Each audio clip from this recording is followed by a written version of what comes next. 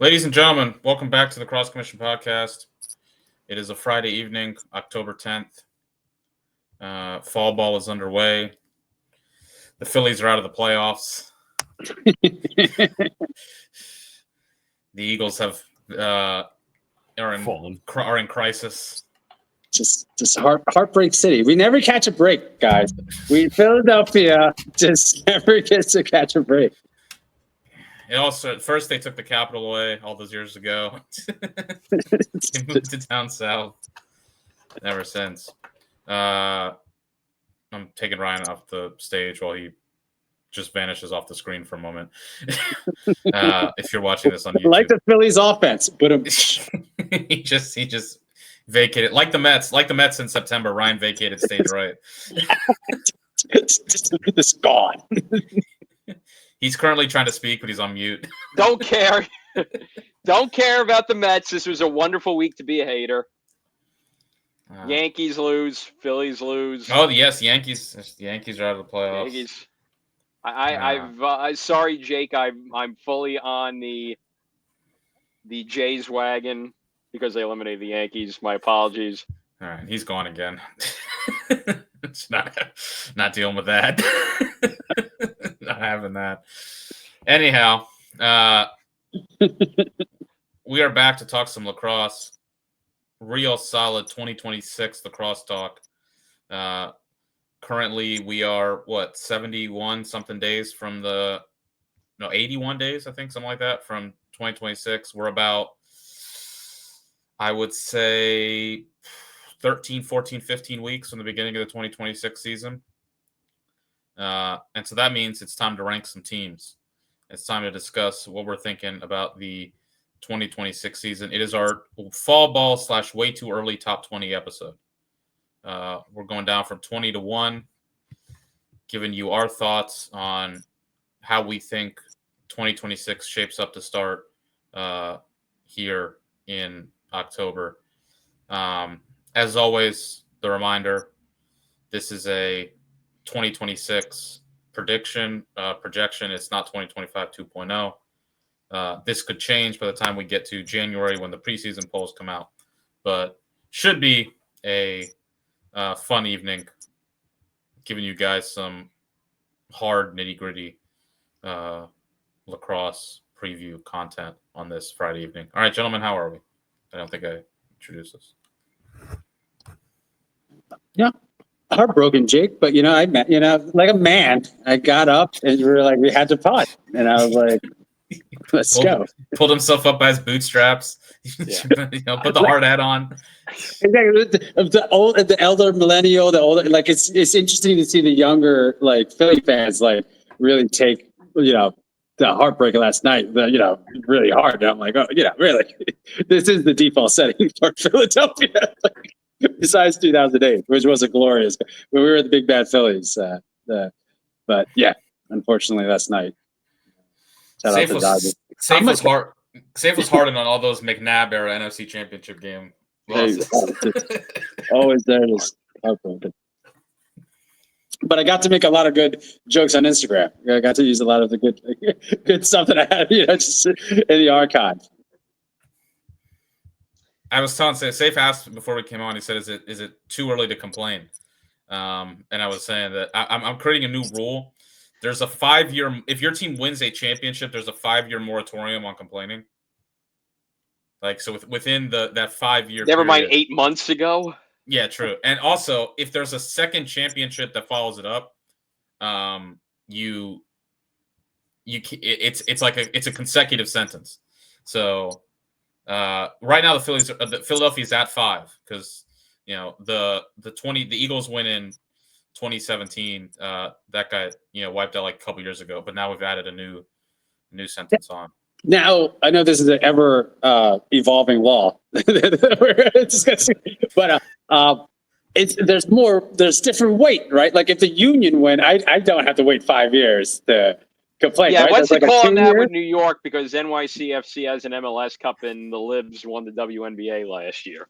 Right, so I was Flyers maybe 3 years. I think Philly 6 years, 4 Super Bowl. Yeah, 5-year. I think window for Super Bowl.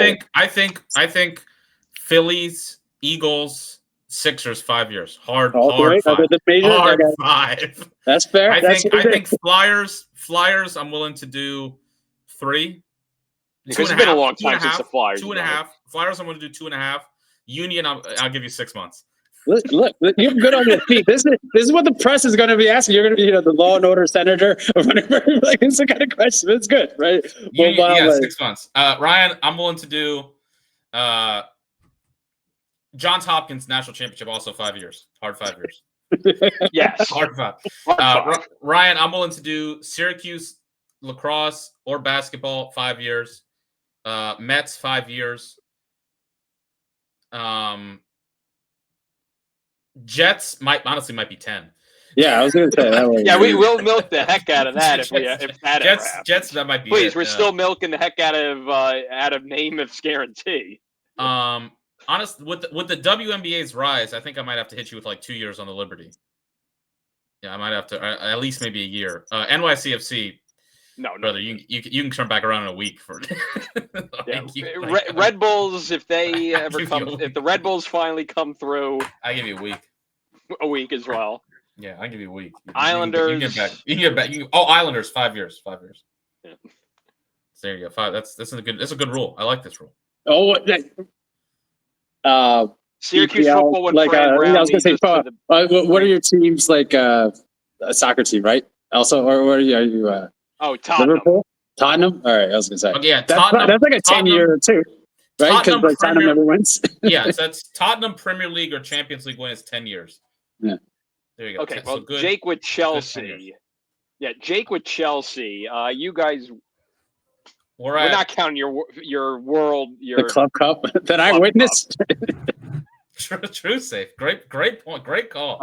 But no, I mean, Jake, like a true Chelsea fan, I was waffling at that game, Jake. As soon as the Brazilians started, like, hey. I mean, Jake is like the last one to talk because he's a fan of Chelsea, Maryland lacrosse, LSU football, LSU women's basketball, not really. Washington Capitals. That one's like a 1 week. Like I'm a Terps women's basketball fan. So we're going 20 years. All right, so here you go. For me, I'll give you Maryland lacrosse 5 years, hard 5 years. LSU football hard 5 years. Orioles win a World Series. We might be like I'm gonna retire. That might be it. Go out on top. Caps 5 years. Commanders. The Commanders. That's a serious situation. I've never seen the Commanders win anything. So I think 5 years is good. And with NASCAR, I think the both of us are still within the 5-year window with Chase Elliott and Ryan Blaney. Okay, there you go. If Fernando Alonso wins the Formula One World Championship next year, I probably will retire. That will probably be it. All right, we're all doing well. Yes, I'm doing great because again, great week to be a hater. It's always a great week to be a hater. It's always a great week. But especially when the Yankees and Phillies lose back-to-back nights in a 24-hour span. It's always a great week to be a hater. Yes, I know the Mets disappeared for 3 months of the year, but who cares? The Yankees and Phillies lost. But we're not here to be a hater tonight. We're here to be unbiased, impartial, analytical observers of the sport we all love so much. Remember, we love lacrosse. And what should they do if people love lacrosse, Jake? If you're watching this on YouTube, you should smash the like button and you should subscribe to the Cross Commission on YouTube. If you're listening to this on Spotify or Apple or whatever, you should give us 5 stars.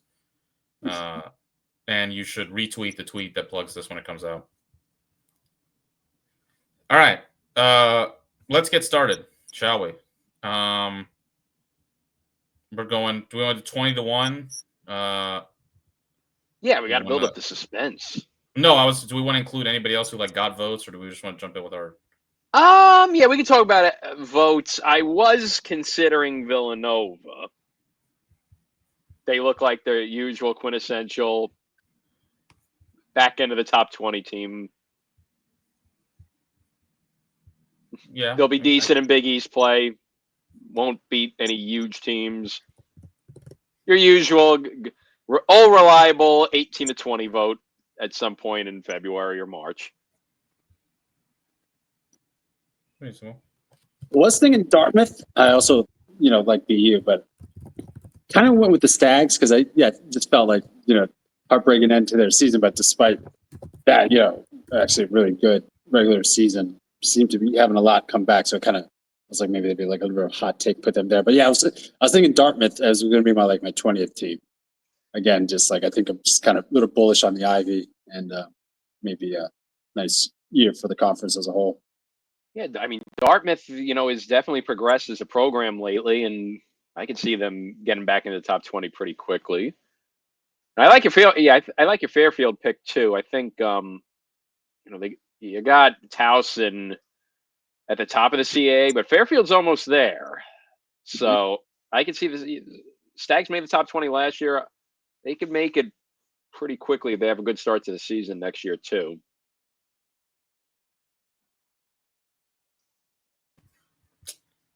I think that's safe. You had Penn? I do. I was going to say, I know we'll talk about that because I know they didn't make the official top. But bullish on Ray, Jake. In for a penny, in for a pound. You know me. Like when I'm in for Coach Madeline, Coach Mads, obviously. But I think Ray. It's not going to be hard to new coach. I'm sure loyalties and everything with the old coach. But I think Penn and St. Joe's know each other so well that there is, even when he was on the St. Joe's sideline, a level of respect for both the players and for Ray as well to the program. I think the legacy, I don't know if that's too strong a word, but the record that he left at St. Joe's kind of speaks for itself. The players, I'm sure, heartbroken to lost Murphy, but it's we're getting the legitimate top 20 coach to come over here and is familiar with the landscape. And like I said, for me, no disrespect for Penn, what they've done last 15, 20 years, but just felt change of the leadership, maybe just doing more with some of the resources that they have and more resources that Ray had at St. Joe. So yeah, in general, also just bullish on the Ivy, but I think I could see something I think they were kind of right on the cusp-ish of at least a 500 record, and I think they have a shot for that number 4 spot in the Ivy. So yeah, I do have Penn a little bit high. Higher. I mean, I wouldn't be surprised if Ray could get Penn hitting the ground running with them. I think that's a pretty high floor to step into for a new for an established coach in a new program stepping up. Last year was. I think for a guy like Ray, it's not going to be as much of a steep curve as it might be for another coach stepping into a Power 3 program like that. So I can see Penn. I can see Penn maybe making a little bit of a surprise jump this year. Does anyone know? No, go ahead, Safe. My last one is obviously last year was kind of a nadir season for the Quakers, but in general, but for they're kind of always on that 500, or they'll maybe have a little bit of a breakout season. Never really had the full run and get to the Final Four that others in the conference have, but that's why I feel maybe just slight change. Slight changes, but also definitely a different change at the top. Will help push into the right direction. Their last win last year was on March 15th. They lost their last 7 games of the season. And that win was over Brown, who's the only team in the Ivy worse than them. I mean, they beat Albany by 6 goals, and we're going to mention Albany's name here. So, I mean, maybe, but I just think it's a lot to, and as you guys mentioned, a really competitive league to step into. I mean, Princeton's going to be terrific. Cornell should be really good again, even if not as strong as last year. Harvard's percolating around there. Dartmouth is ascending. We'll see what happens with Yale. New staff, some new staff members there.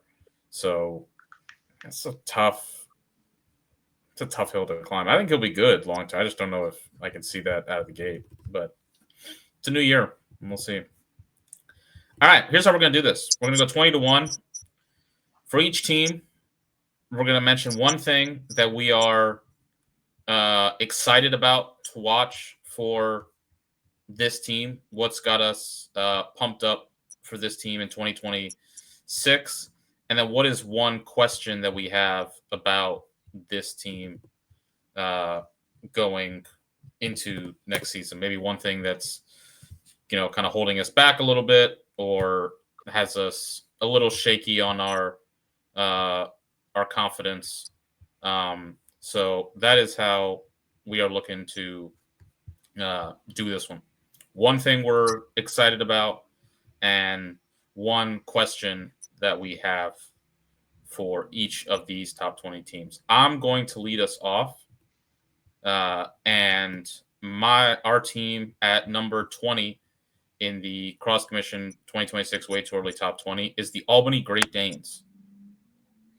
Albany has made consecutive NCAA tournaments the past 2 years, consecutive NCAA tournaments for the first time since they were in the Final Four in 2018 and were in the quarterfinal in 2017. Both of the last 2 years, they faced the number 1 overall seed and played them pretty good for a half. Notre Dame, did they have the lead against Notre Dame at the half in 24, I want to say? If I recall correctly, I think they might have.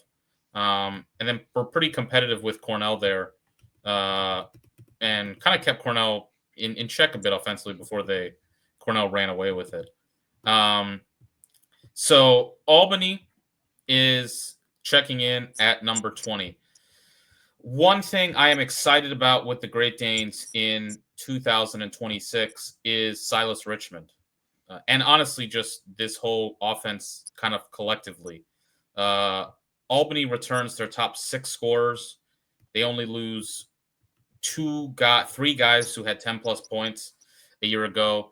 But Silas Richmond had 43 goals and 46 assists last year. He's now going into his senior season. I think he has the potential to put up one of those really humongous offensive seasons that we've been accustomed to from Albany players. I'm not saying he's a guy at the level of Connor Fields or the Thompsons, but I think he's an incredibly gifted offensive player with his stick work, hand-eye coordination, his vision, and his lacrosse IQ. Just a super fun player to watch. I'm really excited to see him in his senior year. He's been a guy who's kind of percolating and improving year over year for them. And now I think you're just going to see him really ascend, potentially even further. I think he could be in the conversation for a first-team All-American type season if Albany gets back in the tournament again. He's got Ryan Doherty with him, who scored 45 goals. They got a lot of good pieces coming back. I think that offense, bringing everyone back the way they are, they were 19th in adjusted offensive efficiency a year ago. I think they're going to put the ball in the net. One question I have about Albany, I would say, is getting off to a better start to the season. Can they kind of hit the ground running? I'm a little optimistic about that, considering the experience they have coming back. But that's kind of been the thing in the last 2 years that has put them in a difficult position regarding their NCAA tournament seeding, having to play the first overall seed. In 2024, they started 0-4, and they rallied, obviously, tremendously well. They went 10-4 the rest of the way after that, and they ripped off 5 wins heading into the NCAA tournament. In 2025, they started 1-4, and overall, Albany, if you remember, was 3-8 after losing to Cornell on April 1st. And then they won 7 games in a row prior to getting into the NCAA tournament. This is obviously a team the last couple of years that's been the top dog in the America East, no pun intended. And I think this is a team that, when you see the way they've been competitive and played, and you've seen the game plans that Scott Morris put together for them in these games against the top overall seed, you see it. I think a team that with a better matchup can maybe give opponents some trouble. But we've talked about this, and maybe we'll continue to talk about on this show. The number 1 overall seed in the tournament the last couple of years is a real, you're getting it's a little different than maybe it was in the 2010s, where the number 1 overall seed wasn't quite clear cut above everybody else.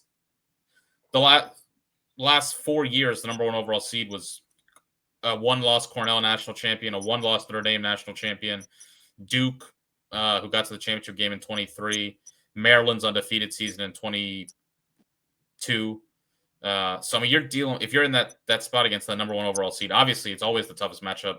The number 1 overall seed is never lost in the first round. You're getting a really tough matchup. So that's kind of my question: is can they get off to a better start? Maybe if pick up some more victories, improve their metrics, and maybe that can get them into a different matchup. Look, for all these kind of mid majors right now, as we've seen, it's been really tough the last couple of years in the tournament. But I think this is a team that has potential to have a really solid year. And I'm interested to see if they can hit the ground running a little better. And listen, part of it obviously is the competition they play early in the year. They played Georgetown last year, Virginia. But I think this is a team that's got a shot to do some good things. And so that's Albany checking in at number 20. All right, next up on our list. That's how we're doing it, right? We're going to just do rapid fire, and then we'll save thoughts for a little later. All right, so number 19, we have the BU Terriers. I'm actually a little bit higher than the rest of the gang on them, with putting them at number 14. In what has been the Chaos League, the Patriot League, usually it's the conference tournament where everything goes haywire. One constant in recent years has been the BU Terriers. They've had 4 straight 10-win seasons. Looking for another trip to the NCAA tournament. And I think with this group, the thing that I'm very excited with the Terriers, bringing back a lot of talent. They were quite a young team, and they were already making an impact on this BU program. 5 out of their top 6 scorers are returning, so they've got a lot of production coming back. And with the way that they've looked, they missed the NCAA tournament last year, correct? Who won the Patriot League? Yeah, I'm trying to remember. Colgate won the Patriot League. So they lost in the Patriot League, but again, this is a program that's now established themselves as towards the top of the heap of the Patriot League, and generally avoiding the chaos that in conference play at least has with the Patriot League. So I think with what they've got coming in, especially with Timothy Shanahan, he put up 32 goals, 29 assists in 2025. So it's going to be exciting to see what he's got on as a freshman. Yeah, so it's going to be exciting to see what he's going to be able to pull off as a sophomore. So BU's got a lot of talent that's nice and young, and they're already making an impact on this team. The question mark, though, is even though they are a young team, they are going to have to fill a lot of holes with Jimmy O'Connell and Will Barnes heading out due to graduation. So it's always tough to replace your goaltender, your backstop. And I think, in terms of replacing O'Connell, you got a lot of depth in the scoring that's returning. So that won't be as much of a question mark as can they fill the hole that Barnes is going to leave in net. Additionally, new coordinator too. We got Mike Morgan heading in. How do they adjust to a new coordinator is another question to have as well.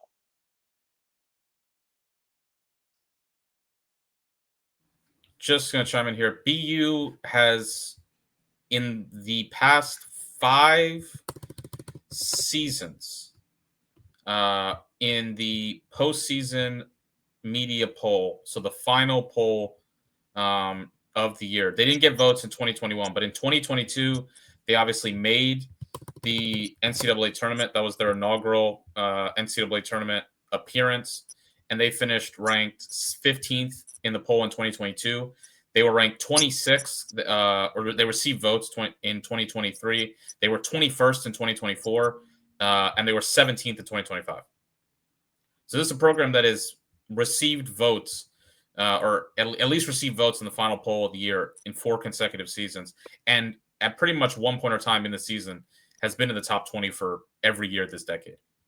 So I think they're a good bet I think one theme we might discuss here is there's a lot of teams you kind of have their slot that you put them into because you just kind of know this team's going to perform to that level. And BU is sort of that version of that here in the back end of the top 20. They're going to be in the top 20 if recent history continues. Whether that can result in a Patriot League championship is a different story.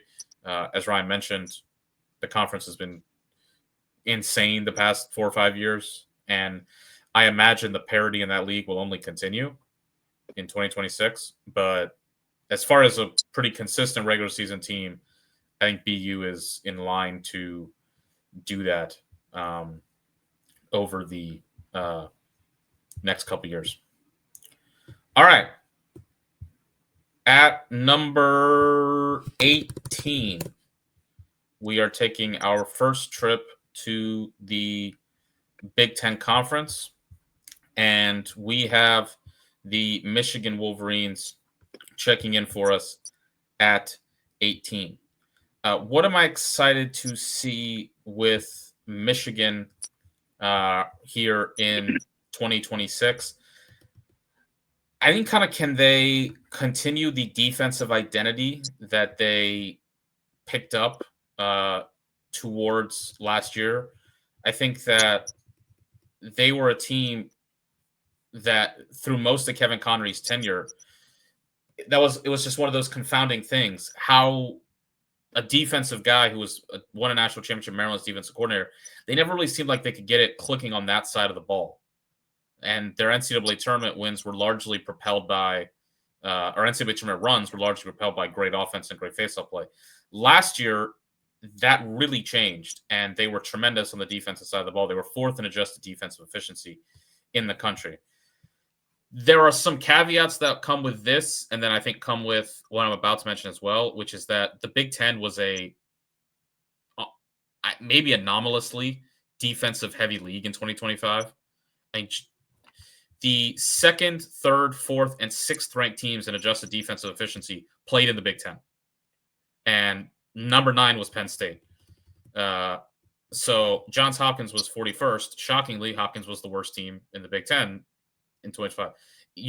As your defense went is how you went in the Big Ten in 2025. Michigan was 33rd in adjusted offensive efficiency last year. So I do think we've talked about this a lot. I think the way these teams in the Big Ten play just kind of it's like a gravitational pull. They just seem to push each other towards phone booth 8-9-8 slugfest type games. But I do think Michigan has potential to be a really good defensive team again. And can they continue that identity is kind of what I'm looking forward to, particularly because the real question I have is about this offense. This was an offense that really took a step down from where it was at in 2023 and 2024. Now it loses its top 3 scorers, and it loses offensive coordinator Scott Beede to Rutgers. And so I thought Scott Beede did a really good job at Michigan as the offensive coordinator. I think, his, especially in those NCAA tournament runs they had. I remember the Penn State game in the Big Ten tournament a couple years ago. He did a great job just throwing so many different looks at opponents, and they had a real relentless pace that they played with when they got rolling. So you lose your offensive coordinator, you lose a lot of your top hitters from that offense. Now maybe the look is, hey, it wasn't great to begin with. You get a clean slate. I think that's certainly a possibility, but that's the main question I have with the Wolverines is can their offense again, you'll get far in the Big Ten playing great defense. Michigan and Rutgers, we saw, they were better teams in the Big Ten than they were outside the Big Ten. And a big part of that was what carried Michigan and Rutgers last year. It was their defenses. So I think if that's their identity again, I think they'll be in pretty decent shape. But as far as maybe getting back to the NCAA tournament, what should be, again, a very competitive conference, what can that offense bring?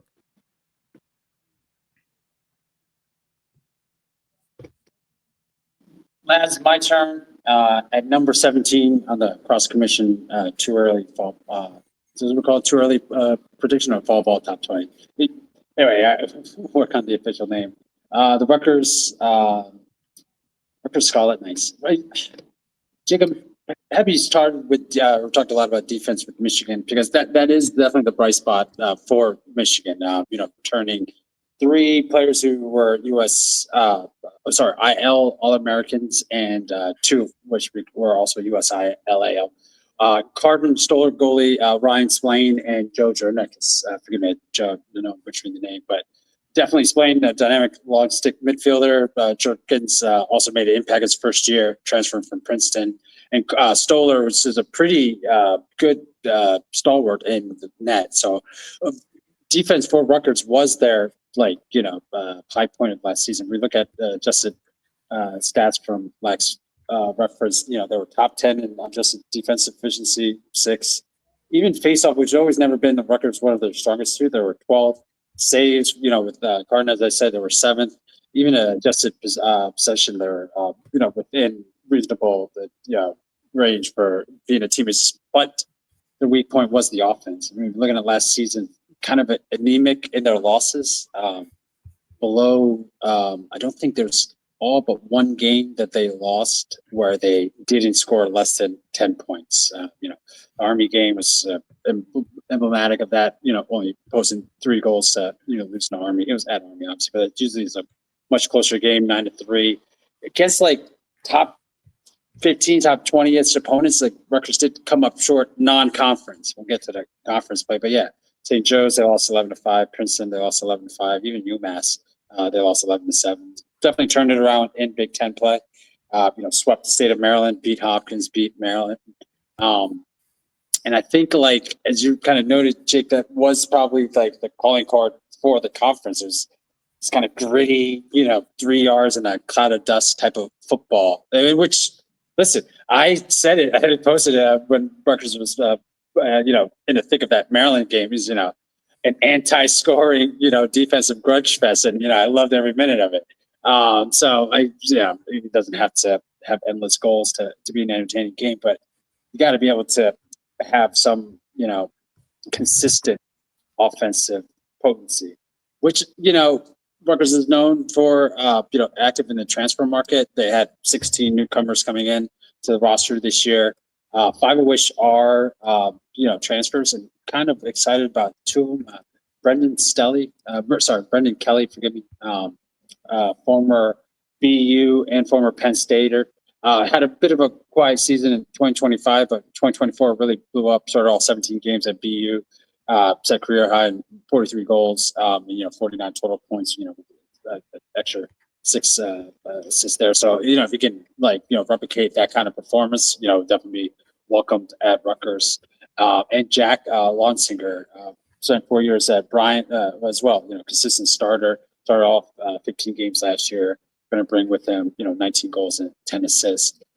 Rutgers has weapons, and that was the one thing, it's kind of noted, again, shout out to Lax Ref. They are, I think, 7th or 5th in returning overall points. 4th, forgive me. But, the offense that they're bringing back wasn't the greatest. But, that the year of playing together, and I think, you could start to develop. Yeah, I do like Cordelia, 27 goals, 13 assists. That's definitely, sorry, pushing that. But the Collins, that way. Colin Kelly also there with 16 goals. So there's something there. And Colin Zeller also with 13 goals. So 3 Collins, a couple of transfers, maybe more development for the weapons that they have. The defense is there. This is kind of the formula for the run. When Rutgers is really humming. Strong defense that could transition to offense that was not just capable but pretty potent at times. And if they can get a little bit of that, the guy that have the Big Ten thing, everyone kind of knows how to play Big Ten ball. You're kind of a slugfest.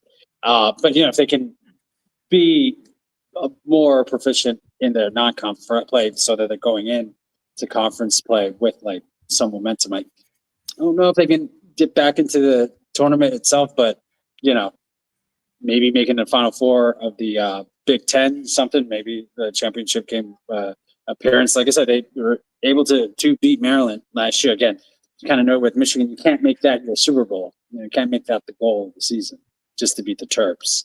It's a good barometer of where you are of a team of that elite caliber. but got to couple that with like 2 or 3 other wins. Being the top half of the conference, make it to championship weekend for the Big Ten tournament.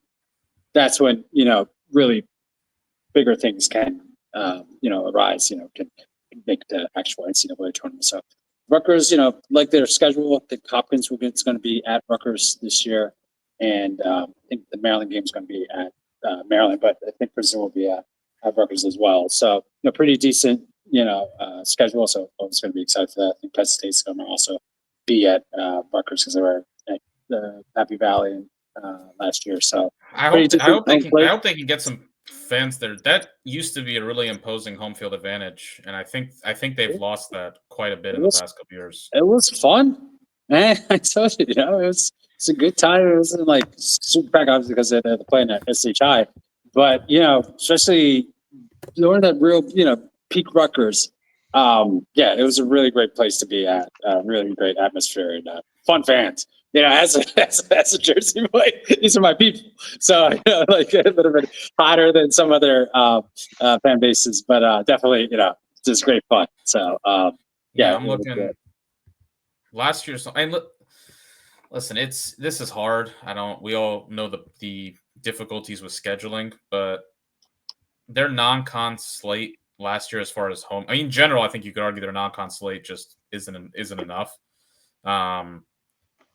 They kind of banked on. They've had a couple years where like they were banking on the Patriot League, Army, and Loyola's just falling off a cliff. And the Army is a good game to have, but it's also a very difficult game to win. So, but like their non-con slate, Patriot League really they played Loyola, Army, Lehigh. The Princeton game is obviously their big one. They played UMass as well. Like non-con home games last year. LIU on a Tuesday, Stony Brook, Loyola, St. Joe's, St. John's on a Tuesday, UMass. Not a lot there to really get the fans. Like they had 1,200 for the UMass game. They had 1,000 for St. Joe's. For Loyola, they had.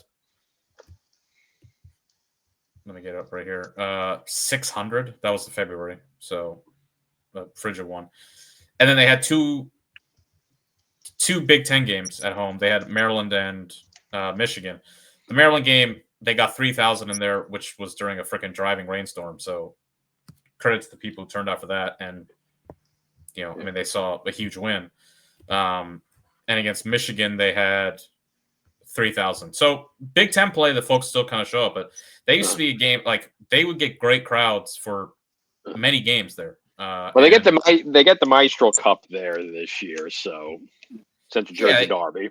I still remember the Pat Spencer game. That was just an event. It was like that did his "Are You Not Entertained" skit, which was great. But I'm with you, Jacob. It's kind of it's missing something. Missing that punch. It really was a great advantage. And but for Maryland, they pretty much beat everybody at SHI for period. So. Yeah, I'm just looking back in pretty similar, 23,000 for Maryland. The Spencer game had 1,200, but again, that's 1,200 in early Maybe February. all the Ivies or their dance cards are filled, but I feel like there could be a Penn Rutgers thing going on here.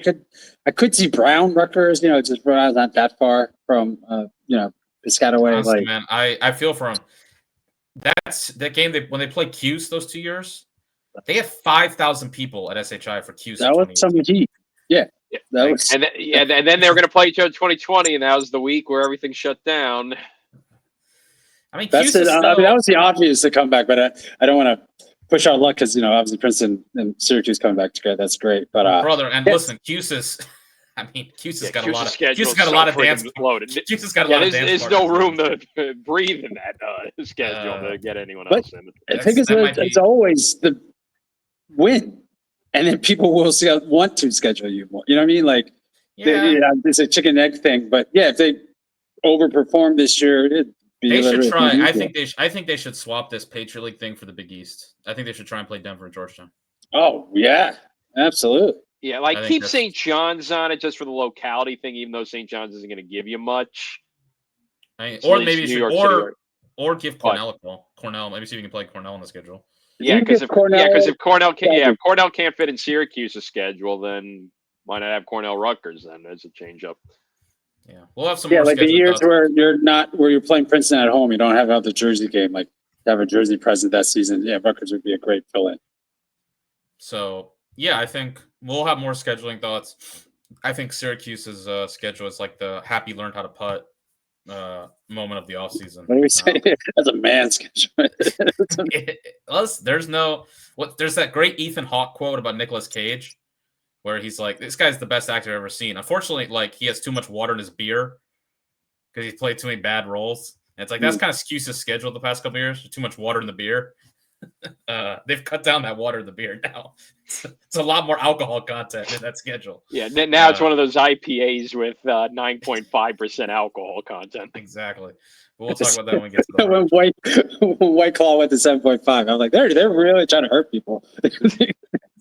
Will you swap out Jacksonville and Manhattan for Princeton and Georgetown? You know, I guess Princeton came in for Cornell. Yeah, was that meme where the people like sit up in their chair when they're playing the video game? That's how I felt when I saw that. It's like, oh, okay, Gary, let's go. All right, we'll save that for Q's. Let's get We're to jumping 16. ahead a little bit, yeah. The Towson Tigers. Hey, they give you a degree. That's true. I have it on my wall, not in here, but on the living room somewhere. The Tigers, past couple seasons, have been a return to form, pretty similar to Albany, back-to-back NCAA tournament appearances. They've played Syracuse and Princeton in those. They were the victims of one of the best offensive performances I've seen in years against Princeton at 1952 in the first round last year. Princeton scored 22 goals, and I think at one point just was shooting like 70%.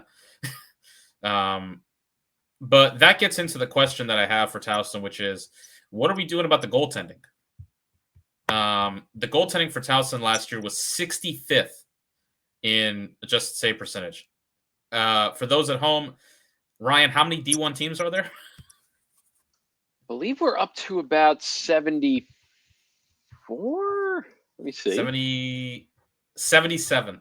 77. So that's 65 out of 77. That's not great. It was 78 we're going to be up to this year. Who we had?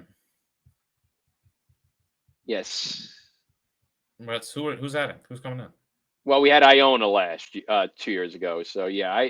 So it's 77. There's no new team. Oh. Why does Wikipedia say 78? I don't know. I think we're at 77. Google AI is completely useless, saying around 73. No shit. I got a screen. Sorry, going way off track, but I was just Googling it just to confirm.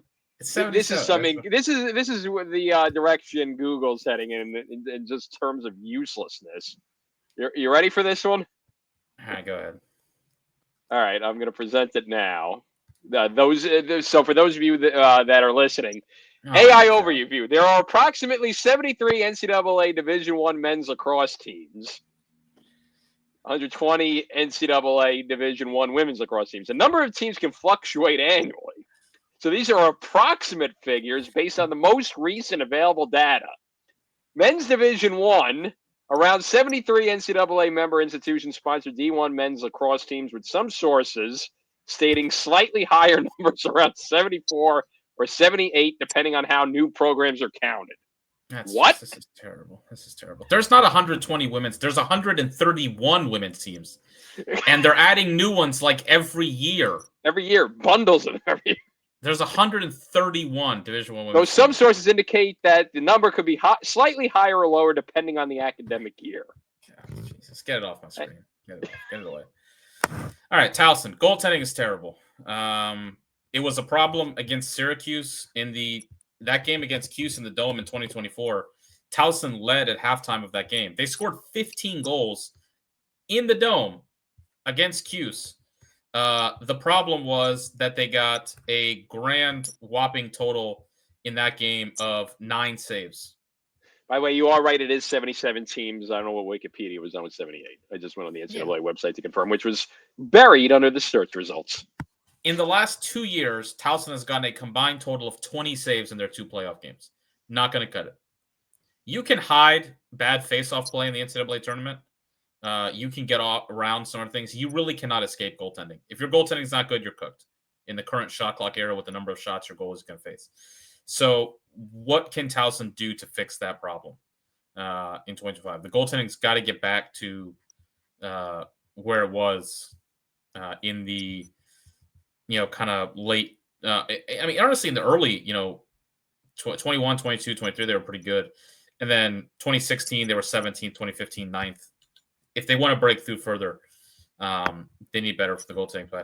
On the offensive side of the ball, though, there's still just plenty to look forward to. Senior year for Mikey Weishar, who's been a catalyst for this Towson program, getting them back. I think he's the best recruit Nadalin ever signed as far as ranking goes, and he's lived up to that. 48 goals, 72 points last year. They made 2 NCAA tournaments with him. And I'm excited for his senior year. I'm excited for Joaquin Villagomez to be back, who missed last year. A full year of Weishar at attack. They moved him to attack towards the middle of the season last year, and that really got the offense humming. Again, Towson had a slow start. They were 1-5 after March 8th, but they put Weishar on attack, got him involved more, get Villagomez back to add another piece there. Ronan Fitzpatrick had 43 goals as a freshman. So this Towson program has kind of become about its offense the past couple of years, and I do think there needs to be a better balance there if this team is going to get back to competing for NCAA tournament wins as opposed to just NCAA tournament appearances. But that's kind of what I'm looking forward to. And I think it's a tricky thing, but this has always been a program that's kind of defined itself by more than just making the NCAA tournament because of its success. They've made Final Fours. They've been a consistent tournament team. I feel like that's even more the case now because their strongest competition in their league has left. Towson's strongest competition in the CAA was UMass and Delaware, and now both are gone. They're really with the state of where Hofstra's at right now. And Drexel, every now and again, but really Towson is now the heavy favorite in their league year in and year out. So it's going to be a bit about what can they do more towards the NCAA tournament than anything else. So that's what I'm looking forward to, and that's my question for the Towson Tigers.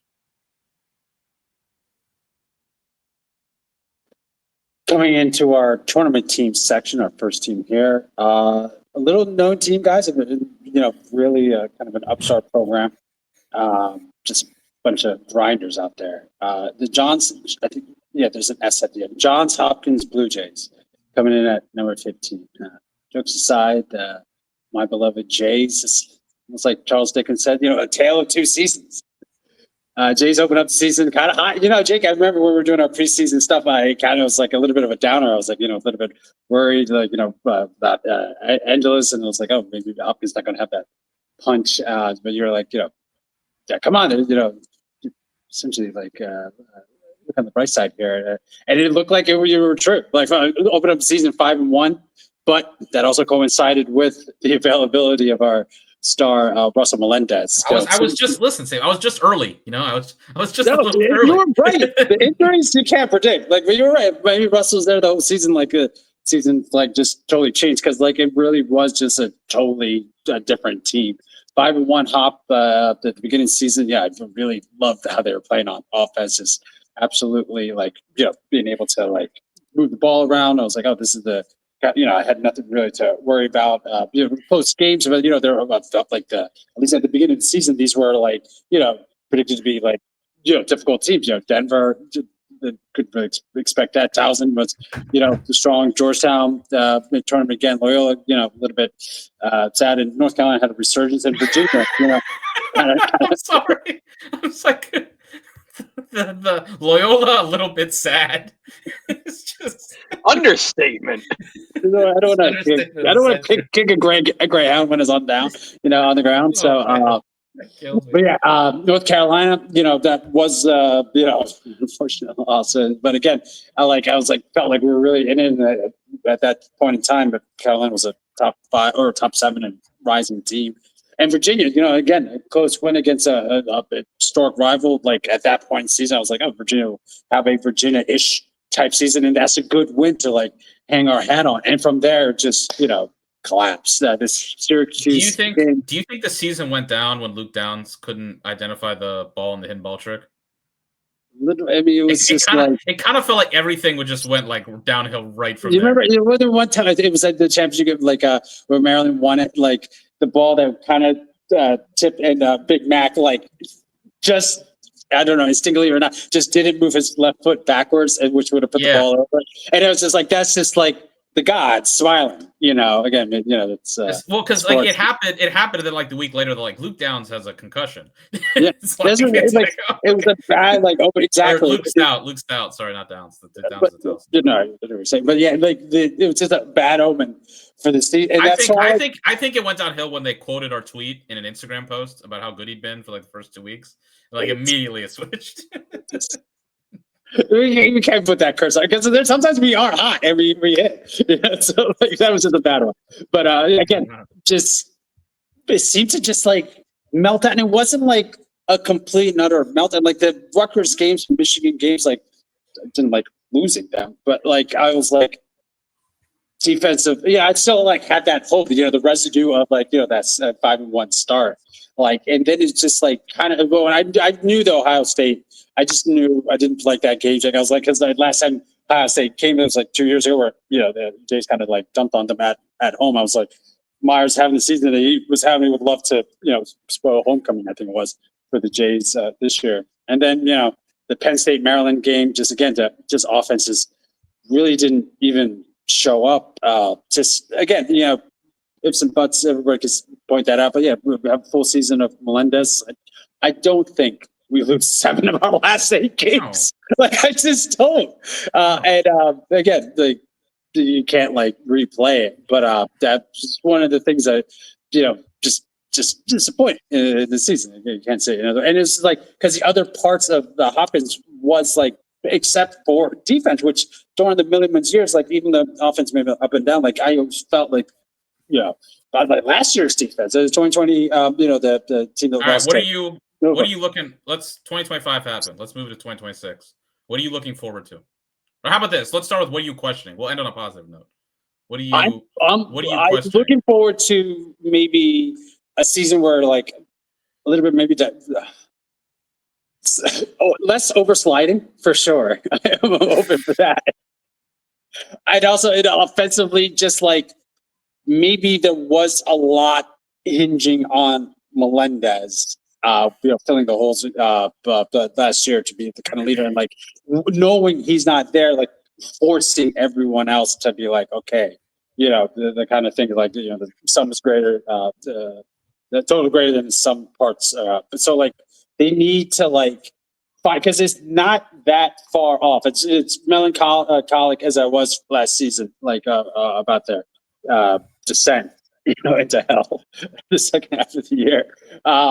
Like they weren't that far off, and it was like your star player it's out for the season. Defense, which is normally like one of your rocks, like it was the weakest point of the team, kind of like wasted a really good Luke Callahan like face-off year. Like just like kind of the one year that we have a good face-up year. It's like a year where everything else is like not going well. So it's like that kind of things. Like that's kind of my thing when I pick predicted team like kind of overperforms the next year's is like if last year they were just kind of a little bit off, bringing a lot back, and it's like maybe just like with like a couple of things going the other way, like things could just flip the other way, and then Hopkins has a 9-6 season or 10-6 season or something like that. I'm also happy about the schedule. I didn't like the proliferation of like short games, the Tuesday games and stuff like that. I guess like super tough opponents. Like I just didn't like that vibe. Just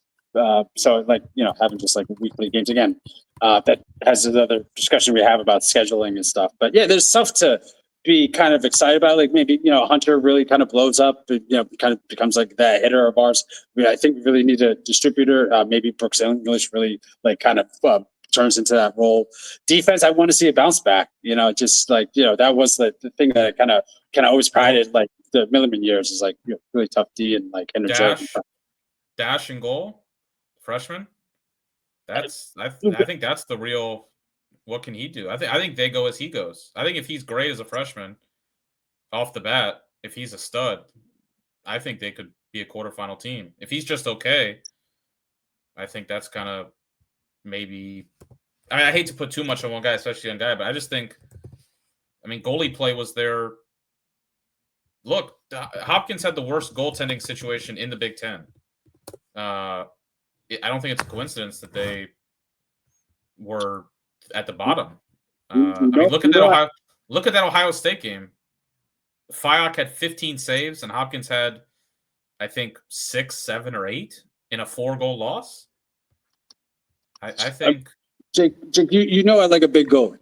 You know, that's gonna be a thick boy. I just like a big boy, like lovely and Inman. Obviously, you know, Notre Dame's goalie, 6'3", 203. Dash may fit the bill. 6'4", 180. Like, and he's someone to take like a lot of room. Like, that's what I want. You know, just naturally a blockade. You know, they're always talking about angles and like, oh, got to jump. I was like, how about you just be so big, like it's difficult to find room for them to score? That'd be great too. So yeah, listen, if the young boy like proves it out in the fall, but let him go. Like, I work for Maryland. Throw the kid in. So, yeah, no, whoever. Like, I just want the best players on the field. Not that, you know, they don't ever make those type of decisions, but like, if he wins it out, then yeah, you know, go forth, young man. Yeah. So like, didn't like how the season ended. Just it was just a bad vibe. The last 8 weeks, just singing that, just 2 weeks, 2 months of a season. So yeah, like, hope springs eternal, new season, all that stuff. So yeah, like, kind of as long as it took me to get over 2020, 2024, 2025 was a lot easier for me to like move on. You know, I obviously love the contributions for seniors and grad students and stuff like that. But yeah, the season, looking for Milliman to bounce back to, you know, quarterfinal, knocking on the Final Four. And that's the return season 2026. Yeah, I'll be very happy Hopkins along. All right, similar story for our number 14 team, the Virginia Cavaliers. Yeah. So, what am I looking forward to? Oh, do I got Virginia, Ryan? You got Virginia? Oh, you got Virginia. I got Virginia. Yeah, you got Harvard. Okay. We spoiled number 13. But yeah, for Virginia, I mean, last year was an adventure. I think that's putting it mildly again at 6-8, having their season end in April. I forgot that they went 6-8. Like, I think I was DMing with Mark and the other day, and he told me that. I'm like, really? I could have sworn they were like 8-6. I thought, yeah, that kind of shocked me. But 6-8. That's their first losing season in a long time. But all right, 2025 is over. 2026. Yeah, 2020. So 2026 with Virginia. I think, well, you got to. I think one thing to look forward to if you're a Who's fan is that you get a clean slate here. You got to figure maybe you don't go 0-4 in ACC play this time. You get an ACC win. Can't be as bad vibes as last year, right? Brendan Millen, the number 1 overall recruit in the country. Like, they kind of need something on offense, so they bring in the best high school player in the country. That's the one thing to be excited for as I get to is that recruiting class is very strong. They are going to need to have them contribute right off the bat, but if it ends up being like a Syracuse 2023 vibe of, you know, the young guys coming in, then hey, that's all good. Even if you're not, you know, you want to get back to NCAA tournament form, but hey, if the young guys are cooking, that makes you feel optimistic about the future again.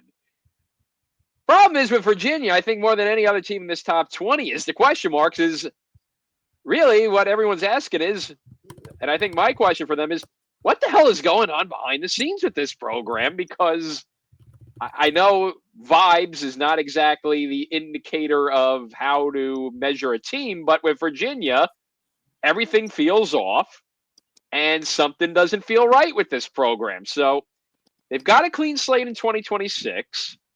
They've got a freshman class that's, looking very promising, but is the issues that they were having a one-off issue that they had last year, or is something brewing in this program that's going to need to be addressed? And I think I'm not saying that's going to be necessarily at the foot of Lars Tiffany. I think that's the one thing where you're going to be kind of optimistic is you look at Lars Tiffany's track record. If there's anyone that you want to have at the helm to get you out of a mess, it's him. But something seems afoot with Virginia, and we've been saying it all offseason that it's very odd how Virginia's kind of fallen apart like this.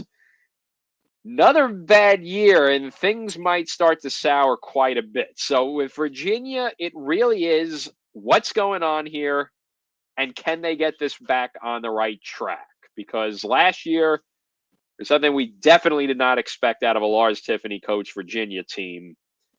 And if there's another year of that, with the way that the rest of the ACC's improved, you think about UNC's improved, you don't want to be falling behind again if you're Virginia in the ACC and, pegged with their Big Ten and Ivy League brethren. You don't want to be trending downward as well. I kind of wonder for Virginia and Hopkins, this doesn't sound like Safe kind of addressed it. It's got to just be better, right? I mean, it does sometimes with this stuff, it's not really any more complicated than that. You have a really bad year. You bring some guys back. Hopkins brings more so talent back, as far as experience goes, than Virginia. But Virginia still's got guys in that program. They've got talented guys. You've got talented players who are a little more experienced, and you kind of get to flush the bad vibes out from a bad year. You reset. You come in a little more under the radar. You get a little more lucky, and you wind up 9-6, and you're in the tournament. I know it sounds a little, but sometimes it really isn't more complicated than that. Ohio State won 5 games a couple years ago. Then they got a really experienced group of guys, seniors, brought in some transfers that worked out. Great goalie, good face-off play, and they won the Big Ten last year. Harvard missed the NCAA Tournament 2023 and 2024. Experience on the offensive side of the ball. Grew up a little bit. Made the NCAA Tournament. There was a good stat that our pal Mark Hart tweeted out where he said, on average, in the past, even if you look back towards the past 10 years, since this kind of the current conference alignment started, on average, between 3 and 4 teams every year turn over in the NCAA tournament from the top leagues like Big Ten, ACC, Ivy, Big East. There's going to be some of these teams who just don't make it. There's going to be some of these teams who were in the tournament last year who just do not have as good a season as they did. Here's what I'll say. At minimum, there are 2 teams from the Big Ten, ACC, Ivy, and Big East who are in the tournament in 2025 who are not going to be in the tournament in 2026. Right? I don't think that's crazy. It's just there's at least 2 of them who aren't going to be in the tournament. If you're going to pick out 2 teams to make that leap, are you wrong to bet on Hopkins and Virginia? No. No, I don't think so. Especially Virginia with Lars's track record, and then Hopkins has the argument of experience that. Yeah, and at least Hopkins also had bad injury luck last year too. Yeah, it's everything. It's you get to Hopkins' argument is going to be, I think, from 24 to 25, we were at the top of the list in terms of teams that lost experience and talent. From 25 to 26, we're the top of the list of teams that return, production. Sometimes it's not any more complicated than that. And that's not to say that these teams are definitely going to, I originally had these teams down at 16 or 17. I can't go any higher with them because I'm just not sure I see their ceiling as being super high, Final Four type ceiling. But I'm also just I just don't think, I know the vibes with Virginia are off, but I just don't think it's rotten yet, the way it was under like Stars or anything like that. And so I just think it's Lars, and if the younger Millen can come in, I think he's going to be a superstar. If Virginia goes in there and gets a superstar on offense, that solves a lot of problems really quickly. Mm-hmm. So yeah, I think there's going to be a lot of talk with them, and I feel like the median outcome is that they have really decent, respectable seasons and they make the tournament. Might not be any more than that. That might be it, but I think it's never as good as it seems. It's never as bad as it seems. That's usually there's just only so many. There's only so many teams that could take these spots in lacrosse. You know, it's like it's usually not a team that's good. Like, listen, maybe Dartmouth comes out of nowhere and makes the tournament. It could, but usually it's the teams that got the talent. Yeah, it's the teams that got talent that have coaches that have track records. So it's not often that you get a like Georgetown with Warren in 20, where they just like truly went from the bottom to the outhouse to the penthouse. Denver is another great example. Denver missed the tournament in 2 straight years, and then they made the Final Four, and they missed the tournament again. But that's Denver. Like, that's a team that has that kind of culture and that expectation that they could go from missing the tournament to making the Final Four and getting it right. With these types of programs, if they get it right, it's probably going to go really well. That, as you said, Ryan, like, that's the talent. When you have that talent, you have those coaches. If you get it right, it's probably going to go pretty well. If you get it wrong, it cannot go so well. That's how it's different from what it used to be, where these teams could have bad years and still make the tournament. You can't do that anymore. But I don't know. I just feel like with them, it's like the likely outcome is that they basically take Harvard and Ohio State spots in the tournament. So speaking of which, Denver, not in our top 20, but keep an eye on them too, in terms of can they have a bounce back year this year as well? I think they're in a similar. I think that's a similar kind of thing. They had a rough year, but Matt Brown's made a Final Four. They're probably not. It's probably not going to be as bad as it was. And there were moments last year where they looked like they were kind of turning it around a bit. They beat Georgetown, didn't they? And then Georgetown's that was that like 7-3. Yeah, they beat Georgetown 7-3. Yeah, 7-3. Yes. And then Georgetown's offense just started scoring 15 goals a game. Yeah, that was the wake up call for the Georgetown offense. Of course, for Denver, after that, they lost to Providence and Marquette and missed the Big East tournament in Denver, entirely, right? Yeah. There was the Big East tournament in Denver. Everyone get to spend money on plane flights without Denver there.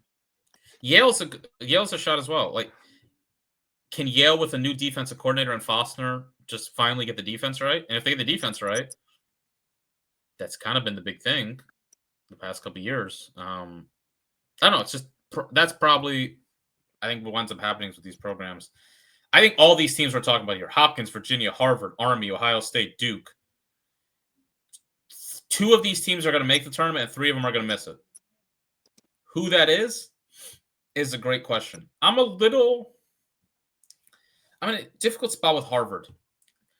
I think there's the optimistic lens, which says this is a program that's kind of been on the rise a little bit, that's made the tournament 2 of the last 4 years, that's recruiting great under Jerry Byrne. The next step for them is to break through to a quarterfinal, something like that, have a great year at the top of the Ivy League. Maybe this year with Cornell down, Yale kind of in limbo, Penn new coach. Maybe that's the year. Great talent on the offensive side of the ball. I love Hutch, the offensive coordinator. I think there's a really optimistic view for them that says, hey, they just take the next step. But didn't we kind of say that in 2022 as well?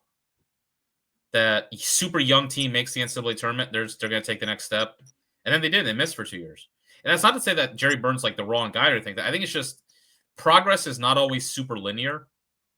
Virginia is like Lars of Virginia is the outlier where he just wins the national title in year 3. It's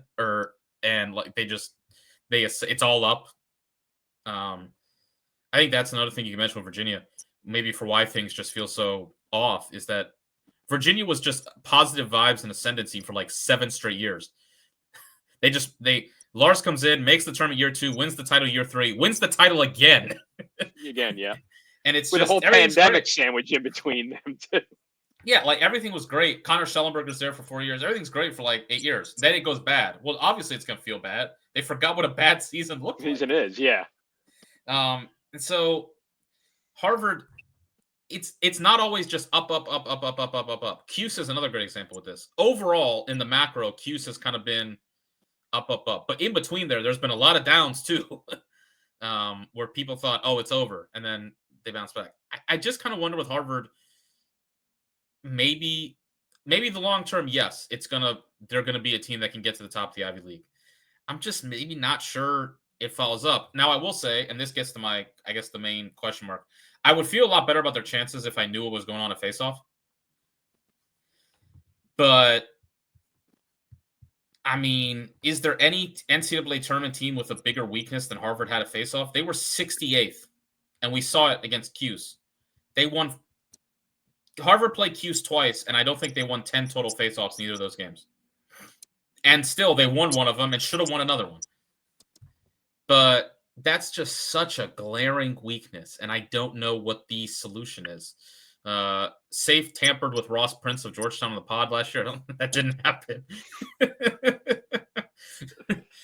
I don't know what the solution is for them at the faceoff top. And I think if they had that solidified, I'd feel a lot better about it. But you also lose Sam King, your best player. Now, that doesn't mean that the offense is just going to suddenly be not good. They still got tons of talent. Jack Spidell was just such a nifty, eclectic player with what he can do with his stick and his, skills in tight spaces. Teddy Malone, really good. They got tons. They share the rock. 6 guys last year with 10 plus assists, and 4 of them return. A bunch of guys, they had 8 10 plus goal scorers. So they get lots of guys involved, and they still got a lot of that talent. And they bring in lots of really good talent. I liked Graham Stevens as a freshman in goal. Wasn't always great, but he made big saves. I like goalies who make big saves. Kind of the Jordan Binnington sort of principle. It may not always be great, but if you can make the big saves, that's going to help you out a lot. So I think there's reason to be optimistic, but I think Harvard's a kind of choose your own. It's like a Schrodinger's cat type of deal. You can kind of see whatever you want to see in there. I think if you wanted to see a team that's on the ascendancy and it's going to break through, I think there's evidence for that. I think if you're a little more skeptical, there's evidence for that too. Also, my skepticism is just a little bit rooted in, has the Ivy League ever had 2 teams as good as they had last year? Yeah. Not since the late, 2022. I don't think they had 2 teams in 2022 as good as Cornell and Princeton were last year. Cornell, Princeton, same team. Cornell, Princeton in 2009. Were Cornell and Princeton better in 2025 than they were in 2022? I think so. I mean, Cornell, I think Princeton, you can argue, was better 2022. Maybe. Princeton was, I feel like if Princeton played anybody but Syracuse, they'd be in the Final Four. Yeah. I mean, this team seems strong too, but 2022 Princeton was a unit. Like they were really, yeah, that was a great team. And I think they're blessed with injury, not having as many injuries. It's like that's kind of hampered. I mean, Cornell, I feel, makes up the difference in themselves in a way. I mean, Cornell's the best Ivy League team since 30 years, since Tierney's teams. Oh yeah, that thing for me, we always talk about, the last hurrah, the ride together, die together kind of bad boys images like that. This is the one where it worked. I felt like Cornell was an example of we got one last ride together, boys. And they made it. CJ Crosse scored 6 goals in the national championship game, just while injured. Cornell was the first Ivy League team to get the 1 seed since Princeton did it under Tierney. And then Princeton was also the 3 seed. I just think they had 2 great teams. And the Ivy League of late has been a league that's kind of driven by its best teams. If the Ivy League has a couple great teams at the top, they're probably going to get another team that comes with them in the tournament. Yeah. On the other hand, if you look at 2024, where Cornell, the house of cards just falls apart at the end of the year, and Princeton comes in late and steals the Ivy League tournament, what happens? You only get 1 team. I kind of wonder, if you have an Ivy League that's a little less good, does that 3rd bid go to somebody else? That Harvard was the last team in. Here's how I'll put it. if the Ivy League in 2020 is if the Ivy League in 25 is more like the Ivy League in 24, who gets in, Harvard or Army? Army, right? Well, you have the X factor of Harvard's win at Syracuse. True, but Harvard's like resume when you looked at it, again, I'm not knocking, like the Syracuse one was great. Army beat Carolina, like so.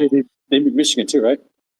Yeah, that was kind of like basically Harvard's list, like sheet was basically great win against Cuse, good losses against Cornell and Princeton about 4 times. And then I'm not saying Army was any better. Like Harvard was the clear team to get in. I guess my point is just that when you're kind of in this zone right here, last team in, it doesn't take a lot to suddenly not have it go that way the next year.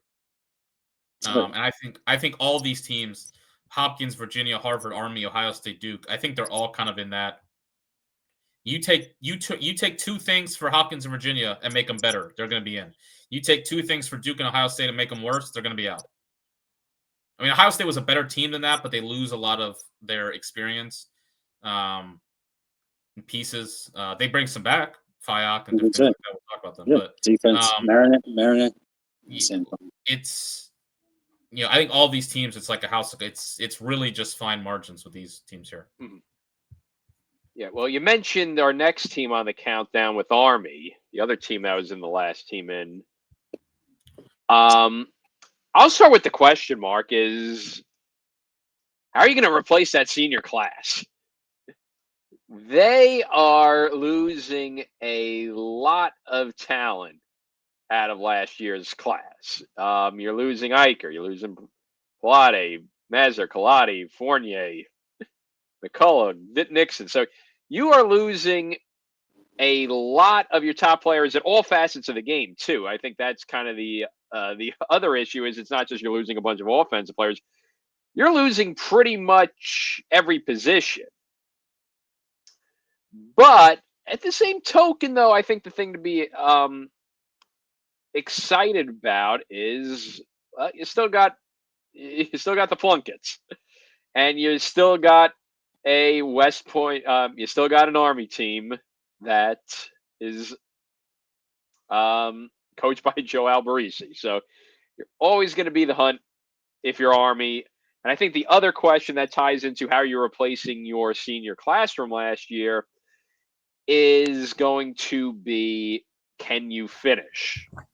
The issue that Army has had for quite a while now is that back end of Patriot League play and the Patriot League tournament. Can they put together one good week in the end of April and beginning of May to ensure that they make an NCAA tournament and they do not have to sweat out the bubble? Because time and time again, Army's consistent. They're always in the mix. They're always going to be towards the top of the Patriot League. You know what you're going to get, a hardworking team. But can they finish? Can they put a Patriot League tournament together to ensure that they're not on the bubble and that they can parlay it into an NCAA tournament appearance? And as we've seen in years past too with this Army team, when they make the NCAA tournament, that's the one team no seeded team ever wants to play in the first round. So I think that's where it comes into is, can they replace all that production that they lost? Can they make sure that they finish at the end of the year? But if you're Army, look, they're always in the mix. They're always solidly a top 15 team. They just got to put it all together, mainly at the end of the season. Playing Michigan, I think that's a new addition to the schedule. I don't know if that's replacing. They're playing them in Georgia. I don't know if that's replacing somebody. They play Rutgers. Yeah, I think this team, it's tricky. They went 12-2. In 2024, they went 11-3. 23, they went 13-4. You never want to be cruel to be cruel. I think you're right. Your issue is that you're not finishing the job. It'd be one thing if the Patriot League, I think, was more mean, the Patriot League is competitive, but it doesn't have a lot of great teams. And Army's clearly been the best team in the Patriot League for like 3 years now. Mhm. You've been the best team. Why are you not winning the Patriot League tournament? Yeah, like BU's the only other team in the same close to the tier as they are. Like Colgate and Lehigh winning the Patriot League the last 2 years is just come on. Like Colgate and Lehigh were not anywhere near as good as Army was in either of the past 2 seasons, especially Lehigh. I mean, shout out Lehigh for that point, but it's not a contest. I mean, and again, like I understand some of the frustrations about the bubble and things like that, but as you surround, like, why are you on the bubble? You're on the bubble because you're not getting the job done in games that you clearly should win. And look, when you're the best example to me is Army went into the Patriot League tournament last year as the 4th ranked team. Then they lost, and they probably went down to 9 or 10. When you're the 9th or 10th best, as we're talking about right now, you're 9 or 10 or 11, you're going to be sweating. City. Yeah, if you're number 4, you're in the dance. And you just got to – I'm not going to count them out. I remember a couple years ago when Nick Turn graduated, I don't know if I'd have to go back and check, but I was really low on them. Like, how are you going to replace Nick Turn? Well, then they just did it, and they ripped off this incredible 3-year run. So as you mentioned, I'm not going to say how are you going to replace the senior class and say, we're not going to be good. Like they got so much talent. They're recruiting great. And this is some of the most talented teams Alberici has had, which is it's playing out on the field. But there needs to be more tangible results out there. It's hard. Like people have said about them the past couple of years, Army could be a Final Four team. I don't entirely disagree with that sentiment. But to be a Final Four team, you got to make it first. Yeah, you got to get to May. And they haven't been. If they can get in, yeah, I absolutely think they can be. Look, if Army was in Harvard's spot, do I think Army could have beaten Cuse? Of course I do. Do I think Army in 24 could have done some damage? Yeah, they did damage in 23. But you got to make it.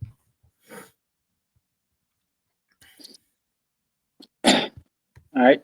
First team of our tournament teams is a team dear to my heart. The Ohio State Buckeyes. It's hard to dismiss how devastating that Notre Dame the tournament loss for Buckeye fans were, but like it was a bounce back season, for Big Nick. I mean, 14-2 regular season, lost to out the gates Utah. That's why they I was like, you got to show me, and then they did.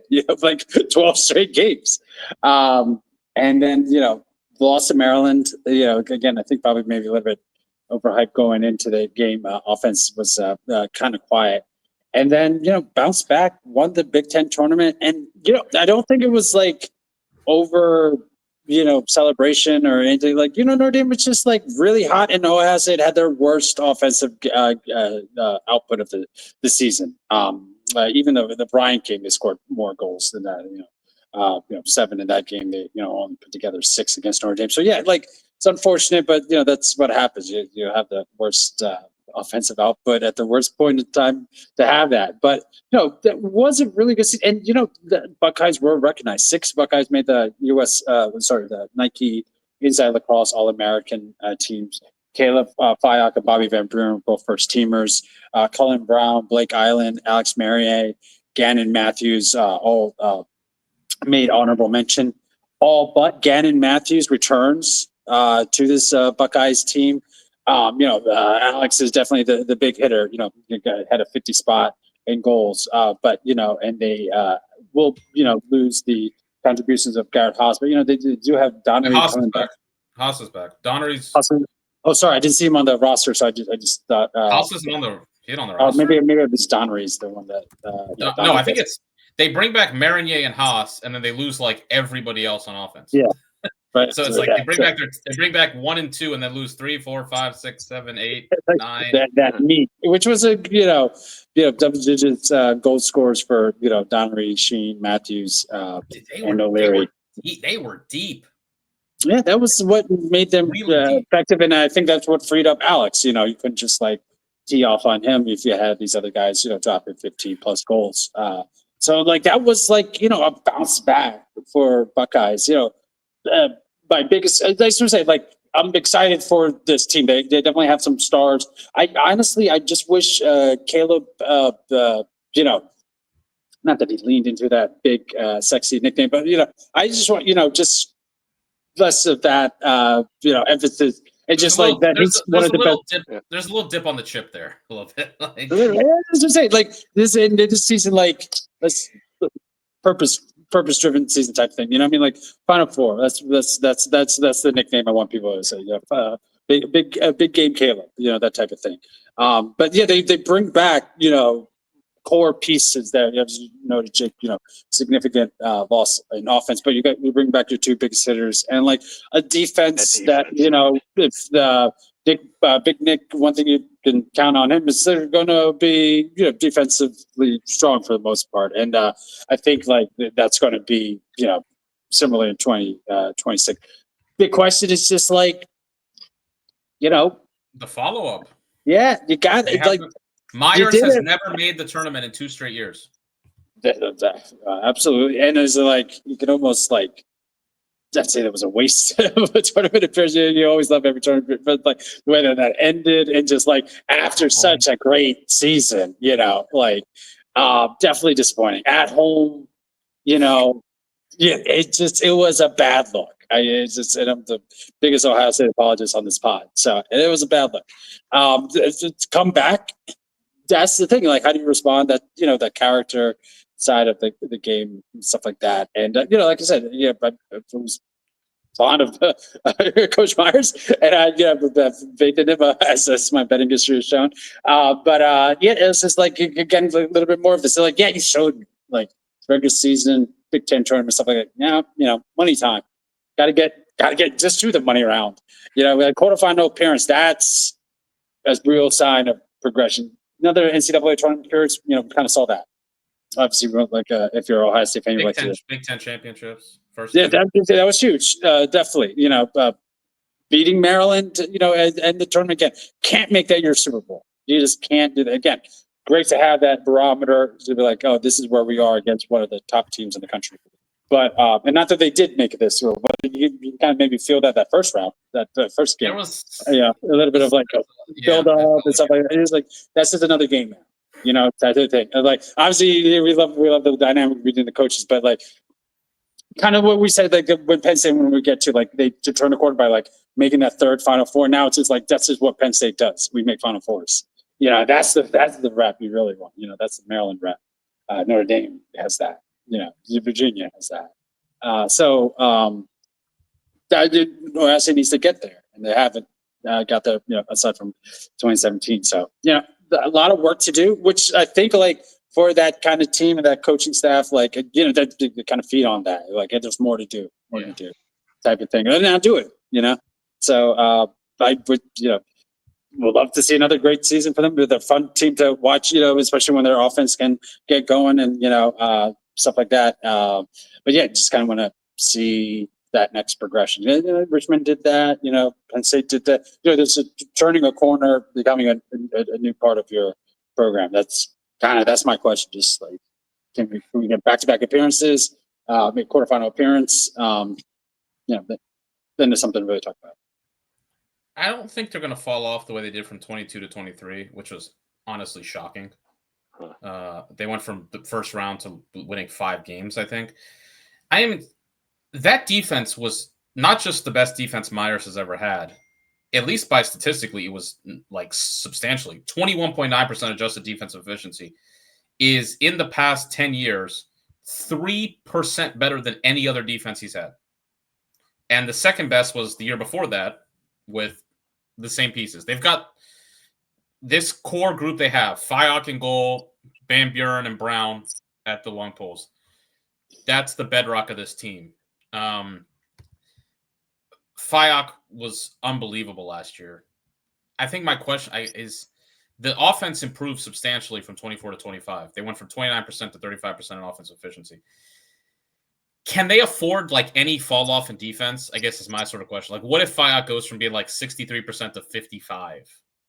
What if that defense goes from being unbelievable to very good? Can they afford? I'm not saying it's going to happen. they got the pieces back. It could be just as good. I think they do lose some of their short sticks, which I do think is they had some great short stick D-minis last year, which is just as important a lot of times as your long poles. But that offense needs to the offense needs to be in games. It can't be like where it's been sometimes or that Myers where they're just like not even. If you got to have it as like if you get to 10, you're probably going to win. So it can't be like we're scoring 7 or 6. And I'm not saying that's going to be the case, but I think that's kind of where they're at with losing a lot of that production. And yeah, handling success. We always talk about. All right, we're into the top 10 now. I think there's a clear difference between the top 9 teams and the rest. I think there's like, I'm not going to say that like those top 9 teams are all national championship contenders, but I think that those top 8 or 9 are real Final Four teams. And I think there's a gap between them and the rest of them. I think this is the last team of like this group that we've been talking about. And I think we mentioned them a couple times. So you kind of know where we're going. It's Duke. I got a couple notes here. Anyone know the last time Duke was ranked this low in the preseason media poll? The Wilderness years, 2018, 2016, 2017. Yeah, the Wilderness. 27. Yeah. They were ranked 10th. Yeah, I remember that. I think they'll probably be ranked 10th in the media poll, somewhere around there. I think they'll be in the top 10, but this is the lowest they'll be in a long time. And I think there's every reason to believe that Duke is going to be a good team again. Their defense last year really came on late in the year. They've got another year with Jamison in goal at junior. Charlie Johnson became an absolute stud in the ACC at the long pole spot. You've got Aiden McGuire, who is, I mean, we might talk about this later. The Touraton this year feels kind of like more wide open than it's ever been, and he's never going to get nominated for the award. Aiden McGuire might be the best lacrosse player in the country. As far as like how good he is at his position, 57 ground balls, 26 caused turnovers, 6 goals from the short stick D-midi spot. It's pretty nuts. So every reason to believe. I think my question is, what's telling you this team's going to be great? Like, where do you look at and you're like, I think this team is going to be just like a Final Four team. Like, what's kind of your hanging your hat on? Maybe it's that defense, but then we saw it against Georgetown, and Georgetown didn't have much of a problem scoring on them. Maybe it's the freshman class, 4 or 5 stars coming in. A lot of them on that offensive side of the ball. Brady Scoletti, Anthony Drago, Michael Ortlieb. I think that's just kind of what I'm looking forward to is I did like a lot of how Duke played last year. I thought for a long in the O'Neal era, and I don't put this on him at all, but that's just kind of the time period we're talking about. It really felt like Duke there were games where Duke just didn't show up, right? Like you had games where it was just that infamous game me and Safe did where we went live for the Cuse game and they scored like 3 goals.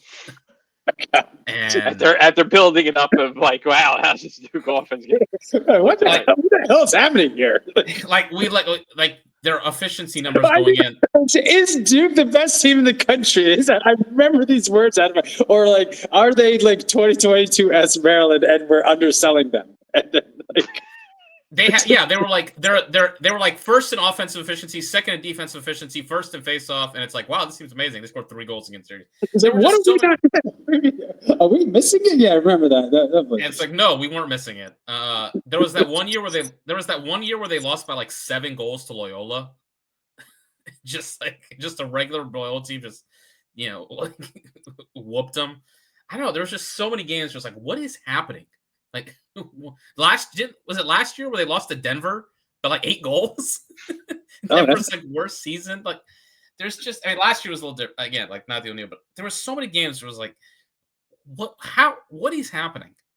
And I thought last year, for the most part, they played really hard. They seemed to like playing with each other. And I thought they got a lot out of that. Wasn't a super talented group.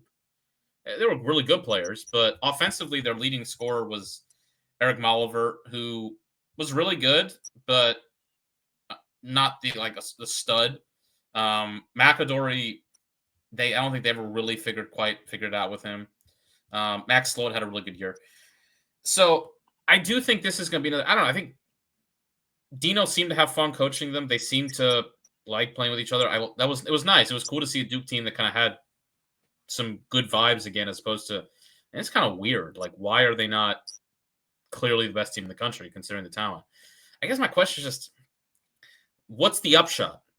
Where's the real superstar, the guys who you look at and you're like, this is going to drive our team forward. I think on the offensive side of the ball, this is the most, I don't want to sound too harsh, the most anonymous group of names Duke has had maybe ever. Like, who's their best player on offense? Max Sloat? 26 goals in midfield. I mean, their best attackman is Liam Kirschus, come back with 15 goals. I mean, Duke always has names, big stars. Even when Miles Jones left, you had Gutterdink. When Jordan Wolf left, you had Jones and Class. When Ned Crotty left, you guys, Zach Howe, like, they just used to bring guys in. You remember? Yes. Like, I mean, just they shipped them off the assembly line. I don't know. It's very quiet and anonymous, which in some ways you could say could be good. But they just feel in a weird spot. I wouldn't be. There was a time after like 22 where we're like, if Duke made the national championship, I wouldn't be surprised. If they missed the tournament, I wouldn't be surprised. Yeah. If they missed the tournament, I wouldn't be shocked. I don't know. Would you be shocked if they won the national championship? I think I would be. I mean, you never, as Ryan says, you never count Danowski, but I'd kind of be a little stunned if this team was like cutting down the nets on Memorial Day. This team, yeah. Like if this team won could they make a Final Four? Yeah. I mean, I think you can see yourself winning a game and then a quarterfinal, anything can happen. But that's a weird thing to say for a Duke team where I'm like, if this team won the national championship, I think I would be actively kind of shocked. So that's kind of where it's at. And it's a weird feeling to have with the Duke team, but I had this thing on Twitter last year where I said, like, I think every year with them, I think is kind of fascinating. And people are like, really? They seem just kind of a shrug. But I'm like, how many more years does Dino do this for teams where you're like, I don't know if they can win the national title? I mean, if he's just in it to just keep rolling out, sure. But you kind of feel like he is there for that big ending. And I don't know, is it worth it to keep kind of churning out these sorts of seasons? They feel in a weird, that program's just in a weird spot. It felt like if he had won a title with O'Neal, he very easily could have just retired and been like, all right, that's it. We're good. Like, sayonara. And now it's just still happening. It's kind of like the band that is just still touring, but no one's, I don't know. Maybe I'm wrong and they have a great year. I think they'll clearly be a good team, but in an ACC, which is, there's some big names and there's obviously big hitters coming in, they feel like they're, like, everyone in the ACC, I think, kind of has a narrative this season. Is this the year for Syracuse and North Carolina? Can Virginia bounce back?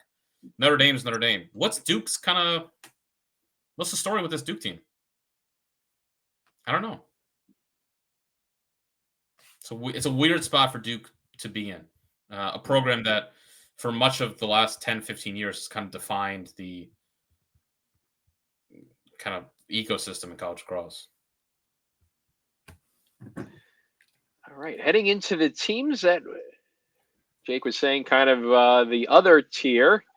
Starting over the team, I think we're underselling a little bit at number 9 with Richmond. Yeah, I agree. Made their first quarterfinal, and look, expectation for this program is top mid-major and potential Final Four team. Yeah. I think what you have to be excited for is the hype is real with this program. You look at everything that Shamati's done with this program, and they finally break through with their first NCAA tournament win. They did not have the bright lights blind them in that quarterfinal against Cornell. They gave it their all in that 1-goal loss. And they look like a team that's poised to, in the past couple of years and post-COVID, it's been dominated by the big conferences or big programs with Denver. And really the only exception with the Big East, but still Denver. Richmond's now on the precipice of something really, really special here. And it's been a sustained growth with Chamati in this program. And the way last year ended felt like something big about to break through.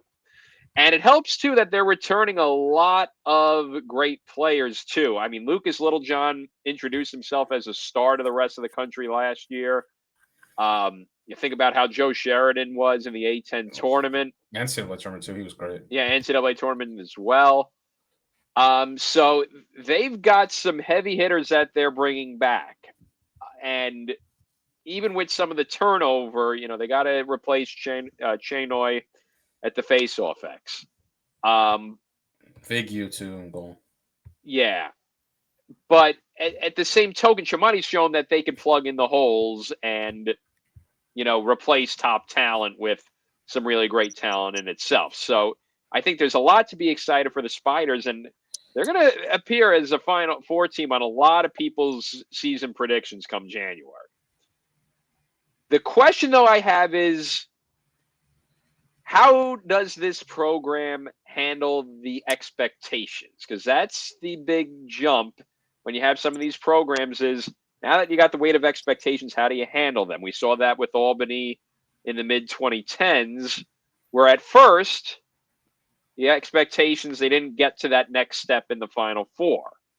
And for a little bit, it felt like a little bit of a missed opportunity. That 2014 quarterfinal they played great in, but fell just short.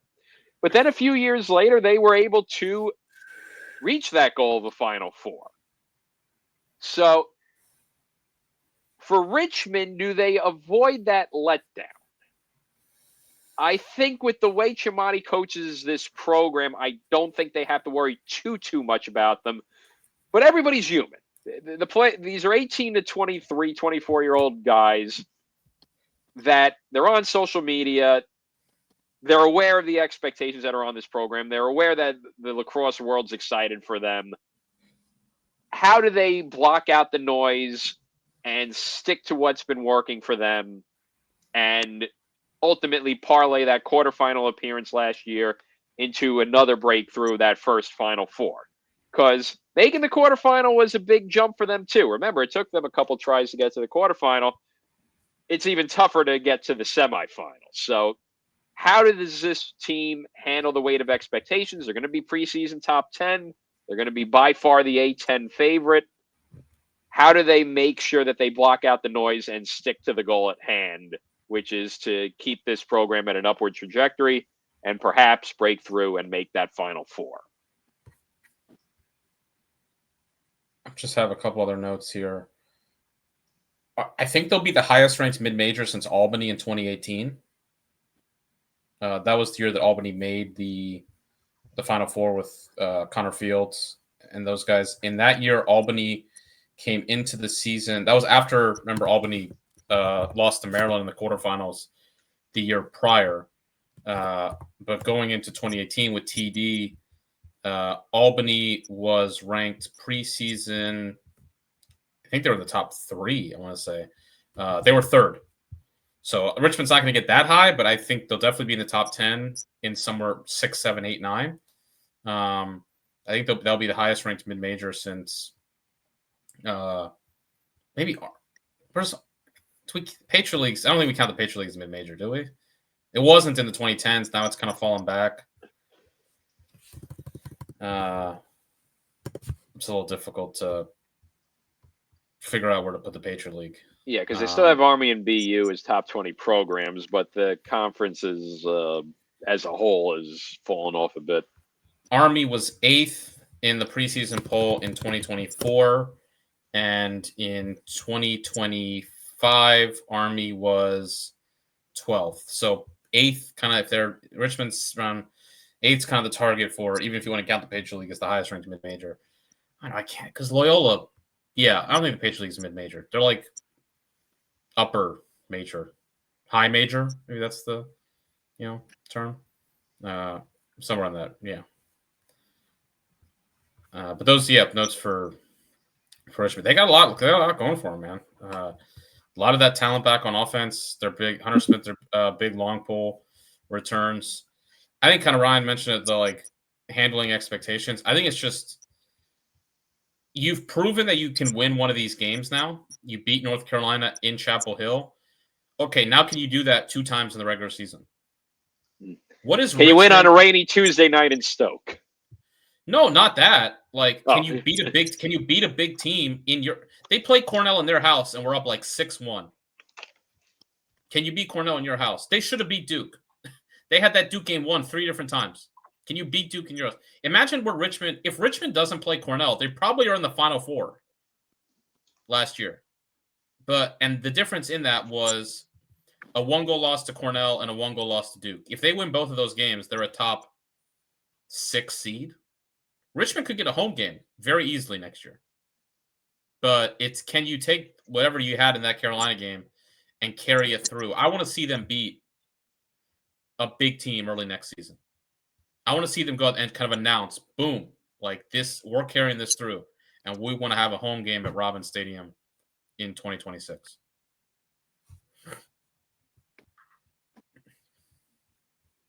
All right, we're on to the top 8 quarterfinal range. Yeah, speaking of Final Fours, team has been making them regularly as of late is our number 8 team, the Penn State Nittany Lions. Boys, Cam Broney, I think probably is the best coach now, without a title. Hopefully maybe they're able to, end that. Obviously just so close with Cornell, and then, we get to that, championship weekend, maybe not championship game yet.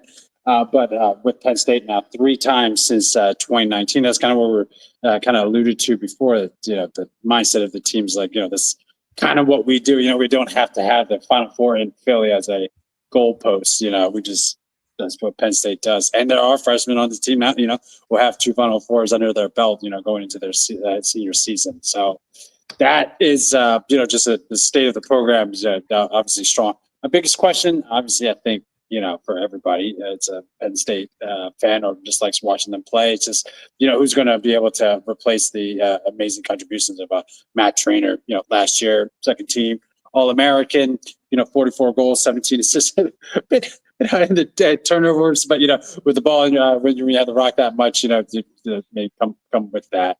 But, just an absolute dynamic player, friend of the pod, Brandon Matt, he called it, he said Matt would be the next guy. And, Trainer was able to, help, Penn State, help lead Penn State to, this 2 Final Fours, his time there. So obviously, Matt Granzar, a friend of the pod, is a one of a kind player, but Matt Trainer was not too shabby at all. And so I think be interesting to see who they get to, kind of fill in those shoes. One person potentially, that maybe moving around positions, but under Aquimo, I just like how he can dish the rock. 21 assists last year, led the team. Bit of injury bug at points in this season, but maybe with a full season under belt that could really shine. Kyle Lightman, I also think is going to be exciting returning. Essentially has 26 goals, second leading. Returning the person on their offense with Liam Matthews as number 1, but Luke Wallstrom is also right behind with 16 goals. So a decent core that's coming back, and you have 2 USI LA All-American honorable mentions on the defensive side with Kevin Parnham and Alex Ross. Obviously, one other big departure that they're going to need to fill a hole in is Jack Frisian. Frisian just definitely kind of an up and down career, but at least Penn State with a 2 Final Four appearances, to his name. So obviously, make an argument he's the best goalie in Penn State history, given what he's able to do with but I think also just a big presence they're going to There's need to fill. some good goalies in Penn State history. Who was Oh yeah, Austin Cal? Austin Cal. If you're talking about like hardware, yeah, oh yeah, yeah. Cal won the Kelly Award, I think, though, goalie of the year. Exactly. It's got a ton of great play, but yeah, I think like this is what I said. Arguably, with being able to say, well, I took us to the Final Four weekend twice, so you give him his props. But I think all faith in Tams. Like I feel, with that jaw and that chin, I believe everything he says. It's John Hamm of D1 coaching staff. But jokes aside, he's a winner. Just hasn't gotten that big one. But it took Corrigan 30 years to do it, and now he's definitely going to be considered like one of the greats. And you can argue that Tams has done more in the early part of his career than even Corrigan did in his illustrious career at Notre Dame. So I don't, think the title of best coach to not win a title is something that he, loves having. But I think it is emblematic of how much respect people have for him. His ability to turn Penn State into, that could be something, into not just a sleeping giant, but one that's kind of been roaring as of late. So I think just, again, the state of the program, that's kind of my gauge of like where I see things going. And, just see Penn State in a safe, secure set of hands with Tams, and, I see more Final Fours in their future. Again, just maybe a bit of a dip this year, just as they find their offensive footing. But, he's such a, Rain Man, the accountant type whiz, with the blackboard and second half adjustments that, I think he could find that next person. And maybe he's, it's probably one of these young boys that helped, recruit recently. So there could be like a diamond in the rough just waiting to get the playing time that, now will be plentiful with trainer minutes, having to be filled by somebody. So like I said, I think if you're a Penn State fan, you're a little bit apprehensive, lost that team, that identity was just made so many great moments, but also of like hope, got a great coach, got kind of a thing going here. Penn State's starting to be kind of one of those brand names. It's not up there with the Notre Dame as a glamour team, but it's got the fan base, it's got the coach, it's got the winning. It just needs a little bit more momentum. Got the stadium. So everything's set there for Penn State to be like that, and maybe they're starting to get that way. So they make another deep playoff run this year, then it really is. Penn State's going to be a problem for some time, with lasting power. Yeah, there's no question. The state of the program is pristine. I think you nailed it. It's just when they lost Ament, there was a year lull there, obviously, or 2 years, but we knew kind of who was next. Grant told us in the pod it was TJ Malone, and with Malone, it was just getting healthy. Like he couldn't get on the field. When he finally got on the field, he took that role sublimely. I say Matt Trey. Sorry. I think he might have mentioned trainers, but yeah, Malone was the guy. Yeah, that was the guy. Yeah, sorry. Malone was tremendous, and then when Malone left, you knew, okay, they got trainer next. The question is, as you see, who's next? Is their guy now? Trainer had popped as a young freshman. Aquino, I mentioned it. I think I said last year, he's the best freshman I think Tam's ever had. Aside from Ament. I mean, Ament's different, But like, honestly, for how good he was then, and like a talent, I think he's as talented as any guy they brought in. I mean, he's for a midfielder to lead his team in assists as a freshman is pretty. That says something, and he can shoot the rock as well. I think he might be a guy you move to attack. And you just say, we're just going to build the offense around him. I love Lehman. I think Lehman, I've always liked Lehman, but there's a level there that he maybe he reaches it. He played well against Notre Dame in that quarterfinal. They need somebody to become the guy. Like, they have pieces there. They just need a centerpiece to build that offense around. But they have a good faceoff guy now. Colby Baldwin was great for them. That's been kind of a missing piece for them was faceoff play. So they're another team. Like, they'll be really great. I mean, they're going to be. You can just kind of guarantee with Tams now that they're going to put a good product out there. But is it a Final Four again? We'll see. And honestly, for them, I mean, is a Final Four satisfying? I mean, Final Four is always satisfying. Final Four is always satisfying. It's always satisfying, but yeah.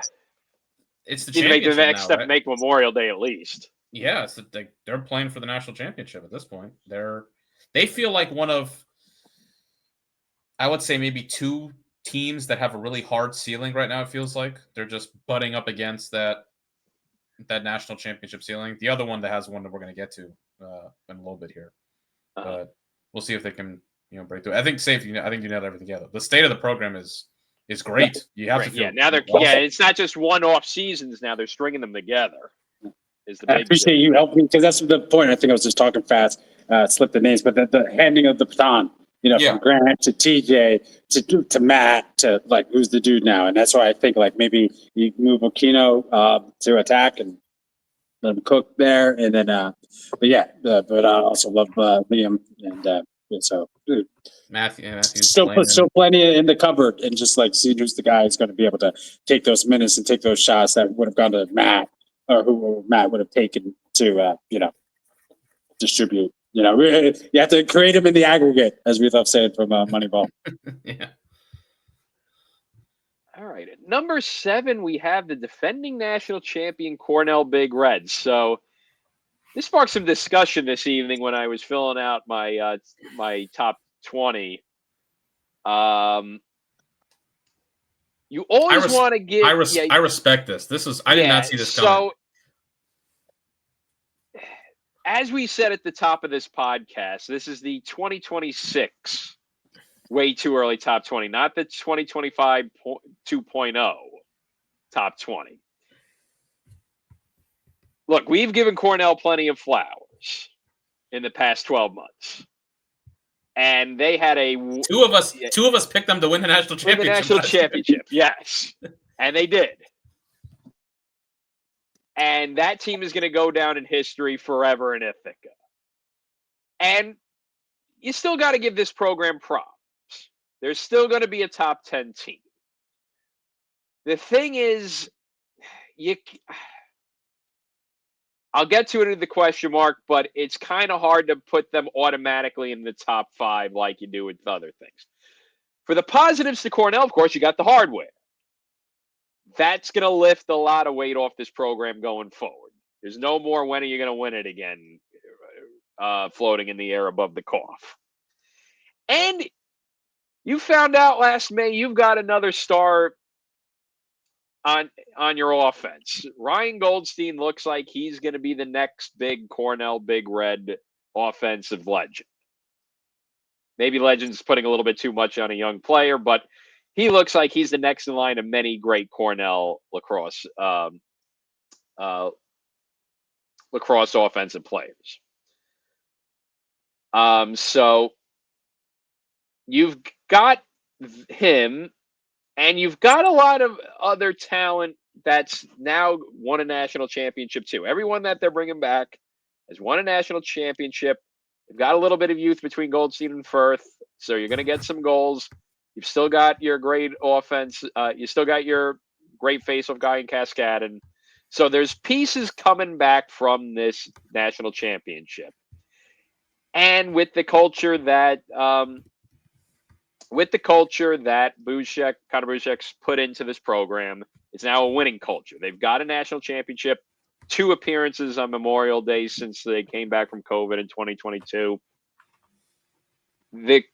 Cornell's always had a proud lacrosse culture. Now it's a winning, proud lacrosse culture.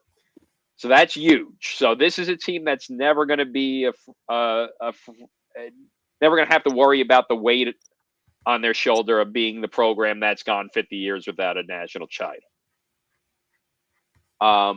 And there's going to be good things to come with this program. The question is, and this is why I can in good faith put them as a top 5 team, how do you replace that senior class? Yeah. CJ Kirst alone would be a big question mark of how do you replace CJ Kirst and who's going to step up and fill in with his offensive output. You have got to replace Kirst, Michael Long, Hugh Kelleher, and Andrew Dalton. You've got to replace Wyatt Nust in net. You've got to replace Singer on defense. You've got that's not even mentioning Bozzy and Sheehan. That senior class was absurdly good. They got you 2 Memorial Day appearances. They got you that elusive national championship. How are you going to, I'm not even going to say match that production. I think that's going to be impossible to match what that senior class has done. How can you come close to reaching that production? It's going to be a tough ask. It's not helped by the fact with where Princeton's at. So Ivy League title, you're going to need to string a good weekend and catch Princeton on an off day in the championship game. I'll just put the Cornell fan hat on for a bit. This will be their response. They beat Princeton a lot. Yes. like they've been beating them a lot lately. Like that's the Cornell fan, argue if you want to is they beat Princeton how many times in a row now? Every year since COVID, right? And then some a little bit since 2019, I think it was. They said beat them. I was there for that execution. We need the Winsipedia for lacrosse. They beat them twice last year. They beat them in 24. I'll never. No one's gonna get this because it's an inside joke. But this will always be the tax cuts lost to me. That was the joke Safe made in the to the Princeton fans' reaction. So they lost that one. They beat them in 23. They beat them in 22. Did they beat them in 19? Yes, they did. They beat them every year since George Bond shut down Jeff Teat in 2018. That's what I remember. When Bond, I think, held Teat scoreless. So that's 6 wins in a row. I mean, I think that's what I'll get to when we get to Princeton. I think is a little bit. Well, there's 2 other programs in addition to Cornell that Princeton's going to have to be. Well, I'll get to that as one of the questions I have with them. Yeah, but that's Princeton for Cornell. That's Cornell's argument is, hey, to be the man, you got to beat the man, and Princeton haven't beaten them in a long time. So that's going to be the thing: is how much of a percentage of what they lost can they try to make up? Again, the good news, you got a bona fide star in Goldstein. Start from there. I think 94 points. How many teams have ever lost their top scorer and returned their top scorer who had 94 points? So I guess my question, this is not, I mean, we did the coach ranking a couple months ago. And I think Safe at one point at Bushik at number 2. We all agreed he's in the top 5. He's never coached without a generational player. For 2 years, he had a generational player on both sides of the ball in Kirst and Gavin Adler. This is not me saying I think he's awesome, and he's going to be at Cornell for the next 30 years, hopefully. Now, listen, the argument could be, Ryan just mentioned it, maybe Ryan Goldstein's also a generational player. And this just continues. That's the baton. Yeah, I think it's a lot different for Goldstein. Like, his speed is just a gift. Like, you just ain't going to do. There are going to be teams who just cannot deal with that. I do think it's different. You go Kirst. He was kind of like I'll equate it to baseball. He was kind of like the really protected, like 3 or 4 hole hitter. He had the guy above him in Kirst, or he had like the guy above him in Kirst who just is Kirst. I mean, swinging for the fences. But then he had the guy behind him in Michael Long who hit like 350 and who just kept put the ball in play and put the ball in play and put the ball in play. So it's like Aaron Judge, then you got Cody Bellinger, then you got John Carlos Stanton. Yeah, or like, I mean, even go back like Jeter and A-Rod or something like that. Like not counting October with those Yankees, of course. By the way, going back to 2 hours ago, great week to be a hater. Like, how do you? Or it's like the Phillies, Schwarber and Harper. Like, great week to be a hater. Yeah. He had a very cushion. Again, he's awesome and his speed is there. But it's a great place to play attack when you have a 6th-year senior in Michael Long who just makes the right play every single time. And then you got freaking Superman up there scoring 80 goals. Honestly, Ryan, I'm glad you did this because I had them at 4, And the reason I had them at 4 was because I was like, I can't rank the defending national champion any lower than 4. But you know what? It's a new year. You got to take it as it is, I think. And I just think every team above them, I feel like, has less questions or has more certainties that you can kind of bank on. I think after the top 3, I do think you can make an argument for them above 6, 5, and 4. So if you want to put 4, I don't think it's out of the question. I think they're definitely behind the top 3 teams. Now, listen, to be fair to them, they beat all those teams last year. So, but last year's last year. Mm-hmm. And so I do think, they might be the lowest ranked returning national champion in a long, long time. I can't remember the last national champion. Maybe Duke 2015 after they lost all those guys. Well, Loyola 2013, I was thinking, but I think they were ranked they were high too. They were ranked high in 2013. Yeah. So you got to go. They might be the lowest, and that's okay. That's a testament. That's okay. All that matters is what you do in May, and this is as I said, a winning culture now. It's always been a proud culture. Now it's a winning culture to go with it. And that's a testament to how good that. All that says is how good the 25 team was, and it's a historic team. They won 18-1. So, do I think Cornell will be in the NCAA tournament next year? Yes. Do I think they'll be in the mix for a quarterfinal like that? Yes. Will they be a Final Four team? I don't see that right now, but again, maybe Ryan Goldstein's a Tewaaraton guy by May, and they're right there again. And as we mentioned, within their own conference, they're the team everybody's got to come for. They're in that spot Yale was in 5, 6, 7, 8 years ago, and you could argue it may be even stronger because the Ivy as a league is stronger than it was 5, 6, 7, 8 years ago.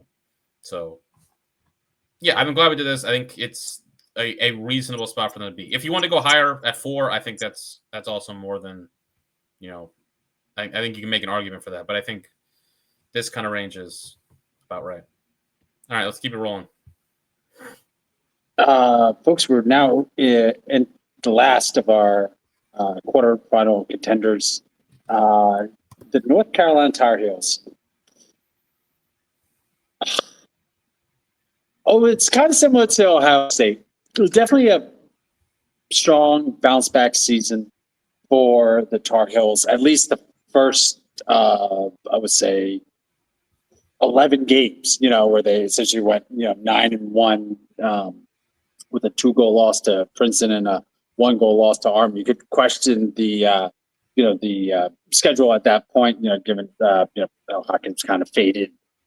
Virginia, the 18-9 win didn't really stand up as much as one would hope, and Duke was kind of a pedestrian team. But they were still winning. Kind of in the hunt for number 1 seed in the ACC tournament, and then it just kind of faded. And Jake, you called it. You said watch out for the Carolina fade, safe because losing 3 out of the last 4. That Syracuse win was a gutsy win, but then getting doubled up by Duke and then losing to Richmond at home.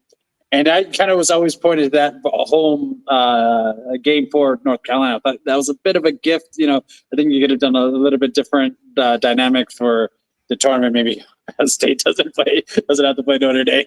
But there's a lot of the things that coach. But it ends up losing at home to the Spiders. So we've said we want to see them make that leap, and the Spiders made that leap just at the Tar Heels' expense. This is a team that's not like glamour rock show status of the Notre Dame or some of the other offense, but they got like stars, big young they do. That's not the problem. The problem is not that they have stars. It's consistency. This team really kind of built for that. Owen Duffy, that's definitely a dynamic, great player, but a little bit injury prone, maybe not going to have the ceiling that we thought. Given the his that devastating knee injury at the end of his freshman year. Kind of look at Joe Bresci, and I was like, that 2016 win, Jake, that did so much because you don't win that game, and Cornell wins this year, and then suddenly you are the team with the longest streak without winning. The last title, 2016. That changed everything. Is he? I mean, listen, I don't want to be crazy. Is he the coach there right now? If they lose that game?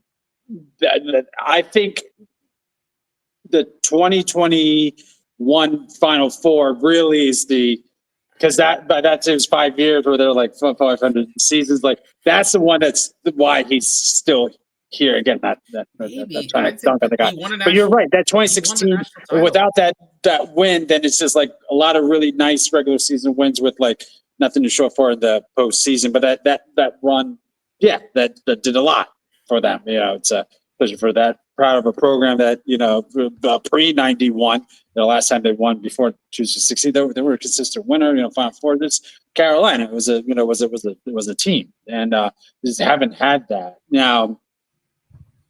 Can they all put it together? Big time. It was kind of said like a couple of pods ago, or at least if he's not going down without a fight. He's bringing in a great recruiting class.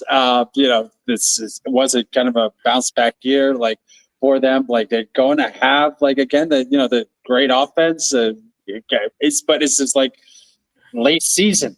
That's what we really kind of want to see from Carolina. But one of the reasons why they haven't made the tournament, except for last season in a bit, is because late season phase, like a little bit of an early season jump, but just like ACC's portion of the schedule was always problematic, and then just always on the outside looking in on Selection Sunday. So I mean, like things I'm excited for. Yeah, this team in general, they're an exciting brand. I like watching them play, especially when they like kind of. I don't really mean this as too much of a pejorative, but kind of a front running team. Like they get a couple goal lead on you, and then they really can, especially keep the ball in their offensive side. Like they're a fun team to watch. Young Petro can really let that sling. One of the few guys who can go like 0 for 9 and then 6 for 6, and thereafter. So this is a team that is fun and exciting to watch, but just like excitement doesn't, when big time wins. It's just that really like being able to perform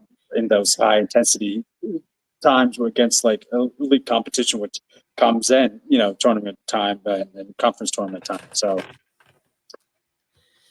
I know what we're going to get from North Carolina. Again, kind of what I could see a Final Four run, and I could see them again, like limping into the tournament and early season loss, early playoff loss. But like I had a lot of hope for them last year, and I kind of see like, hey, a little. Maybe it's not just a little tweaks, and maybe there's going to be some substantive changes about like how they perform, especially late in the season. But like that this is a team that could be dangerous. And it's kind of shown that, they can't play with the top teams in the ACC. That win against Syracuse is still impressive, especially, given how they, the week prior, they, I think only scored like 6 goals against Notre Dame. So, but, can't follow that up with, the Duke loss and then, the disappointing tournament loss to Richmond. If you're trying to, wake up the echoes, kind of like Cornell did this year, But yeah, like I said, 2016 big for Bresh, big for the. All right. Well, then is this where I asked the question? We had this question from Mark. Is this a Final Four or clean out your office year? If this is any sport besides lacrosse, if this was a revenue sport, he's got 2 years left on his contract. So he's got this year, and then if 2027 is the last year on his contract.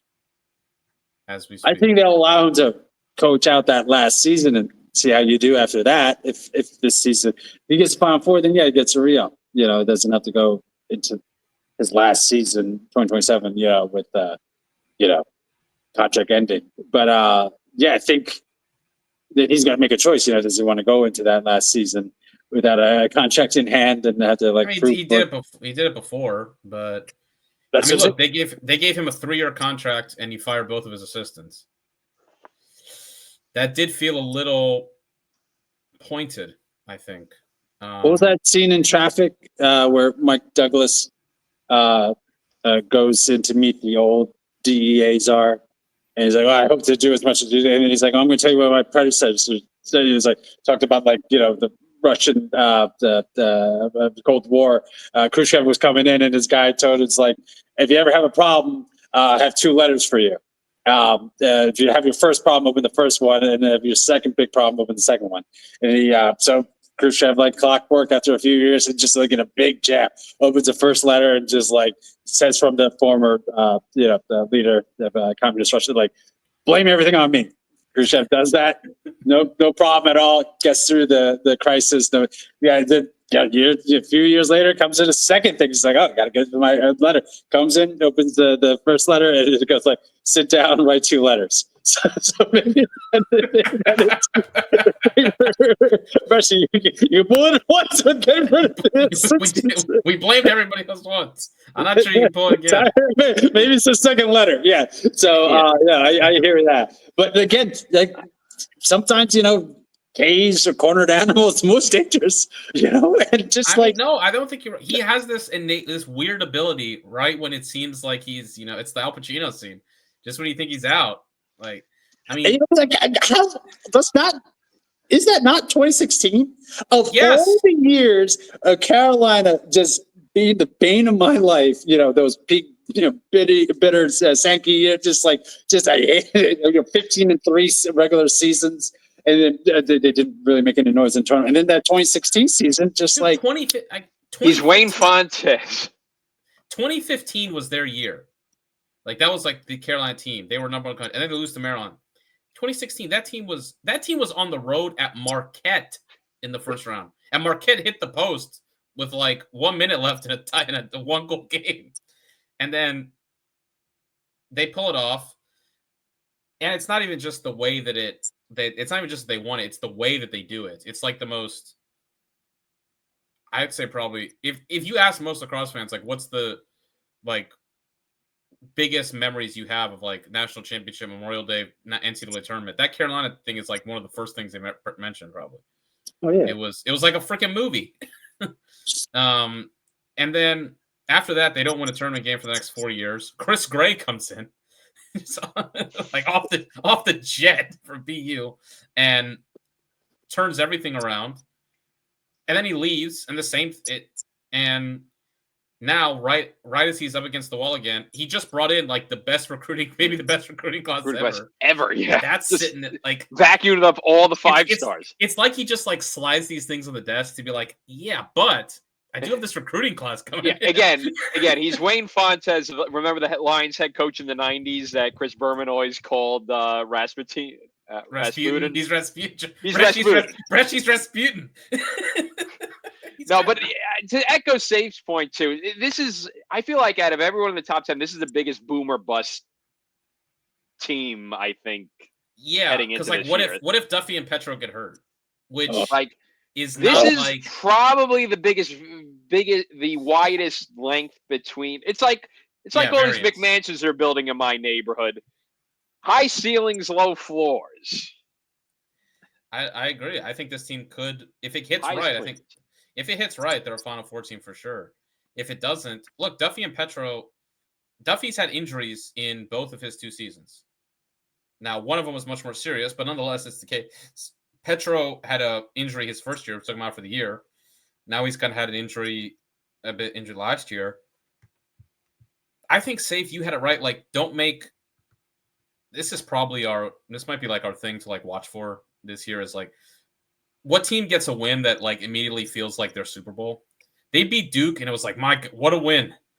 They were like, Bresci was so pumped. I'm not saying you don't be, but it's also like that was it. That was their season. Like they went 1-3 after that. Yeah. Just this kind of like big regular season with the regular season, and I'm not like there's wins that it just kind of be fool's gold a bit.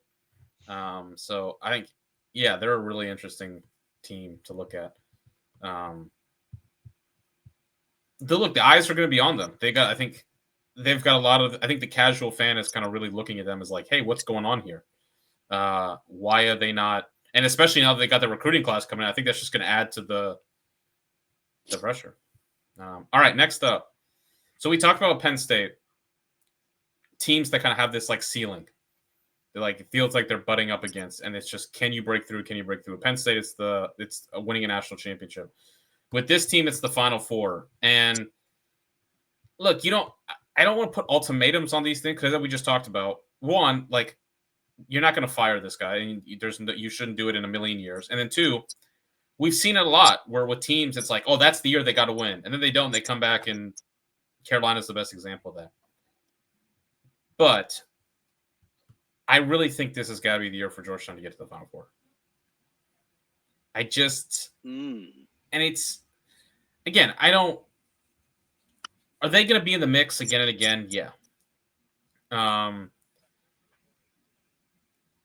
Do I love Kevin Warren? Yeah. Are they clearly the best team in the Big East, best program in the Big East? Yeah. I know Denver made that Final Four, but Georgetown's success over the past 7 years speaks for itself. But there's kind of this thing like you see in football right now, like the Ravens are a great example of where they 2 years ago, they clearly should have won the Super Bowl and they didn't. And now it's like, oh, that was it. That was their moment. They had to do it then. I think you see, even with Georgetown, I go back, I look at Urick. How many years did Urick just make quarterfinal after quarter? Urick did make one Final Four, but how many years did he make quarterfinal after quarterfinal after quarterfinal? And they kept coming up short. And it's like, and then 1 year he brought in kind of like, this is kind of a Bresci sort of thing. He brought in that huge recruiting class in 2008. And it wound up being the recruiting class that got him fired because they didn't make a Final Four and he missed the tournament. And that was it. It was like every year Georgetown was there and there. And then all of a sudden they weren't. I feel like there's something to, it can kind of go two ways. You can either keep pushing and keep pushing and keep pushing, and then 1 year, maybe when you don't expect it, it goes great, and there you go, it's sealed. Or you can kind of like the Hopkins thing in 2005, where finally you break through. Or I feel like you can push up against the ceiling and push up against the ceiling, push up against the ceiling, and eventually that pressure just caves in. You just miss your boat. You miss your moment. I think Georgetown's kind of at one of those Crosse type deals. This program is so consistent and so good, but the quarterfinal is their boogeyman. I mean, the record is pretty staggering. Kevin Warren is 0-4 in quarterfinals. 0-3. He's 0-3 in quarterfinals. Dave Urick lost 7 straight. Georgetown has lost 10 straight quarterfinals since 2000. I feel like in the odds they were always a quarterfinal. Takes off the headphones, like, oh man. 2000 quarterfinal loss. 2002, 2003, 2004, 2005, 2006, 2007. You can set your watch to it. 2021, 2023, 2024. Sorry, 2025. I didn't count 25. So that's, yes, Warren's lost 4 and Urick lost 7. That's 11. That's 11 straight quarterfinals. At some point, you just got. I was there last year when they lost to Maryland, and I saw Warren walk to the furthest end of the field. Georgetown was on the sideline. I was on the far end of the right hand side of the field. Georgetown's sideline was the other end. Warren walked all the way to the end of the field. And he just stood there by himself for 3 minutes, and you could tell it aided him because they were in that game. But the thing was, they were in that game, but they kind of weren't in that game. They were down by 1 goal, and it's like, all right, they're not really going to – you never really thought they were going to win. And I think that's kind of where this program is at.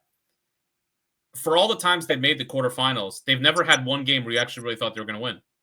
You know, I guess you could say this for every team. I don't want to derail this, but I was just real quick. It was just like all the teams that lost, I'm thinking of that 2022 team that lost in the first – what if they played – maybe nobody beats Virginia that year where they got smoked by them. But, different these or that highly potent team where they replayed Virginia. Maybe they played Maryland last year. Yeah, they keep getting 22 is the one that just there's no excuse. They had to make the Final Four. But every year they've got they get the bad draw. They got Virginia. 23 they go back, as you said, they reloaded, they figured the offense out. But the problem was they figured the offense out 2 months into the season and they had to play Virginia again. 24 they figured it out. The problem was this is the recurring theme with them. You got to stop starting slow. Oh. And Warren does a great job. There's very few coaches, maybe none, who get his team better throughout the season to the degree he does. The problem is that in 25, they started 2-2. They lost to Hopkins and Notre Dame. You got to flip at least one of those games. And if you do, you're probably not playing Maryland. 2024, they start 0-2. They lose to Loyola. That was a bad one. And they lost to Hopkins. You got to win one of those games. Maybe if you do, you're not playing Notre Dame. 2023, they started 0-3. They lost to Hopkins, Penn, and Notre Dame. Like, Georgetown needs to get off to a good start. They obviously have given themselves more of a bite at the apple as far as non-con scheduling goes with the Cuse game in the Dome. That's another kind of crack at it because their schedule kind of peters out a bit. I don't know when that Cuse game is going to be. We'll have to wait and see. It's probably I don't know, when would it be a February game? Maybe early March. I'm not sure. They got Hopkins. They're playing Hopkins again, right? Georgetown, yeah. And they play Notre Dame. So if it's not the first week, I imagine it's probably an early March type game. So that's an opportunity there for them. But I just think this has got to be, and part of the reason I'm saying this is because the pieces I think are there for them. They lose Aiden Carroll and Fulton Bayman. That's tough. I mean, you lose 77 and 63 points walking out the door, and you're like, man, how are we going to replace it? Well, I got a pretty good recipe here. Liam Connor and Rory Connor for Colgate. 90 and 81 points last year for the Raiders. Pretty damn good. You get those two guys coming in to buttress the young guys that you have, such as Jack Ransom and Kevin Miller, and so on and so forth. And then off defensively, look, Georgetown's a bedrock defensive program. You got Ty Banks. He was a first-team All-American type guy. You got Anderson Moore in goal, who is up and down, let in some tough goals in that Duke game, but he played really well against Maryland. Hopefully he can have a consistent season. Safe guy Ross Prince at the faceoff dot. So the pieces are there at goalie, at long pole, at Fogo, and now on the offensive side, you bring in those two studs in the Connor brothers.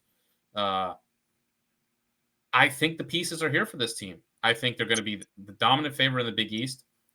And I just think you got to start strong. And if you can start strong, then hopefully you get yourself a 4 or 5 seed.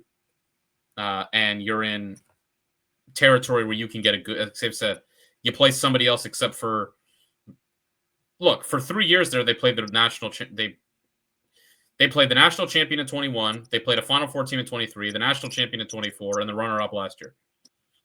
Got to get yourself a better draw. And you do that by starting hotter in February, when that's just the tough nature for them. Their schedule is front-loaded, not back-loaded.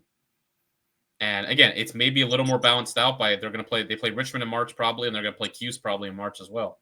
But I just think it's got to come at some point, you know?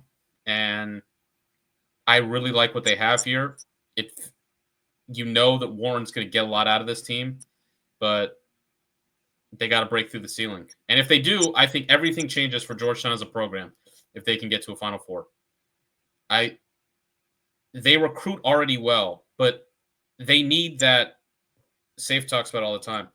They need that spotlight. They need that ESPN, glow of a Final Four.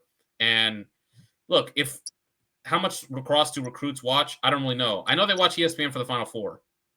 I know really they watch, like, lacrosse recruits are not like us. They ain't logging on to Flow Sports, to watch Big East games. You know what they watch? They watch ESPN. ACC plays on ESPN. Why do the kids want to go to the ACC? Like, that's the league with the attention right now. Georgetown needs that spotlight. They need their name to be up there with Maryland and Notre Dame and Syracuse and all those. And if you can do that, and all of a sudden you have your name cemented, and then you're just like, hey, it's Georgetown. Literally everything we can offer you. I think it's transformational for that program. I think they could be in that elite category. But to do that, you got to get to a Final Four. Oh yeah, you're exactly right. I mean, we need a Warren interview with Clark right after the quarterfinal game. Kind of similar to after they beat Denver. That's one of our favorite scenes. Him and Zach. Zach was injured. Yeah, I mean, like, that's Warren is big. Warren is primetime TV. Just they need to have the playoff the performance to merit being in front of the mic. But one team that has merited being in front of the mic and has earned that spotlight is our next team in our the title chasers section Number 4 on our poll, the Notre Dame Fighting Irish. I mean, we don't call them the glamour team, just out of nothing. This is the team for college lacrosse. As much as it pains me as a Hopkins guy, maybe pains you guys as Maryland and Cuse fans to say, but I think you would maybe agree with that. Like, this is the team that, the great scenes at home, with the football team going nuts, just the kind of a national following. I told you, in person, seeing them, win the title in Philly in 2023, and just that was a Philly crowd. So obviously a neutral site, but it was definitely a pro Notre Dame crowd in Philadelphia. And it's kind of just became self-sustaining. 2024 they run it back. Essentially being on the cusp of the first three-peat in almost two and a half decades. You have really just on the cusp of history, and kind of similar with the Chiefs. To get to that not just to the mountaintop, and that's kind of the win. That's getting almost at the Valhalla gates. You know what I mean? And then just having them shut at so abruptly. And then Jake, remember the pod before the Final Four, they were on the cusp of just consecutive wins in tournament history. I think now they're tied with 11 with Princeton. But this No, is they had 9, so they were close. If they had gotten to the championship game, it would have been 11. Oh, but yeah, so they would have. But it wasn't when they tied somebody. If they got they were the close. If they had won the title, and then they won a title, they would have broke the record. But yeah, it's just all that. All this work for two 2.9 seasons. It's almost really there. Just 2 more games that really would just been a whole section of NCAA tournament lore just for Notre Dame. If they were able to three-peat that, and then with all the star players, from the Kavanaughs to Entenmann to Jake Taylor, all those guys are gone now. And I think that's one of the big things for the question. It's just glamour team, but no glamour now. Again, no disrespect to what they have, but I think they were tied for 3rd for leading All-Americans in the inside lacrosses with 6. 3 of them aren't going to be back. Will Lynch, Chris and Ben Ramsey. Entenmann kind of had a bit of a fallback season, but essentially Entenmann wasn't there last year. That's what I'm saying. Normally, he had a fallback season, but normally he is in the All-American. But just also another presence. As just reiterating, is going to be gone. But not completely bare. Got Sean Light, Will Donovan. Wait, are you saying Entenmann left in 23 and 24? Entenmann wasn't there last year. What am I thinking of? Oh, Ben, the goalie. Jesus Christ. The goalie's still there.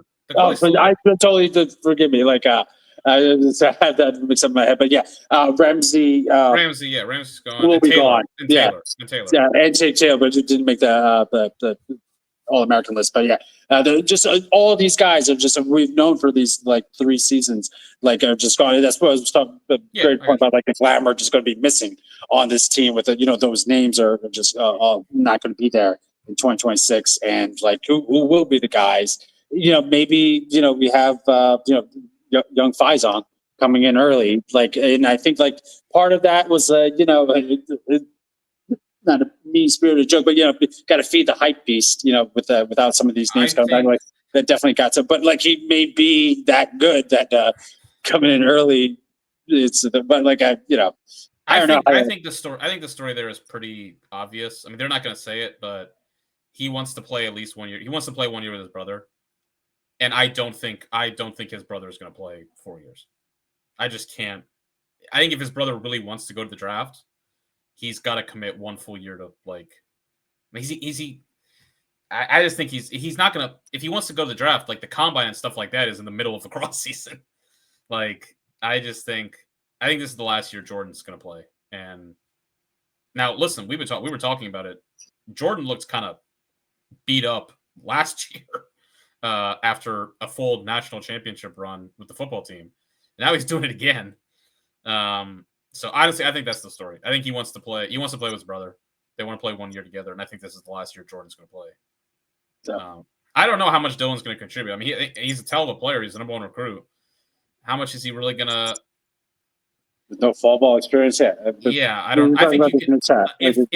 if they get like 10 goals out of him, I think that's a good year.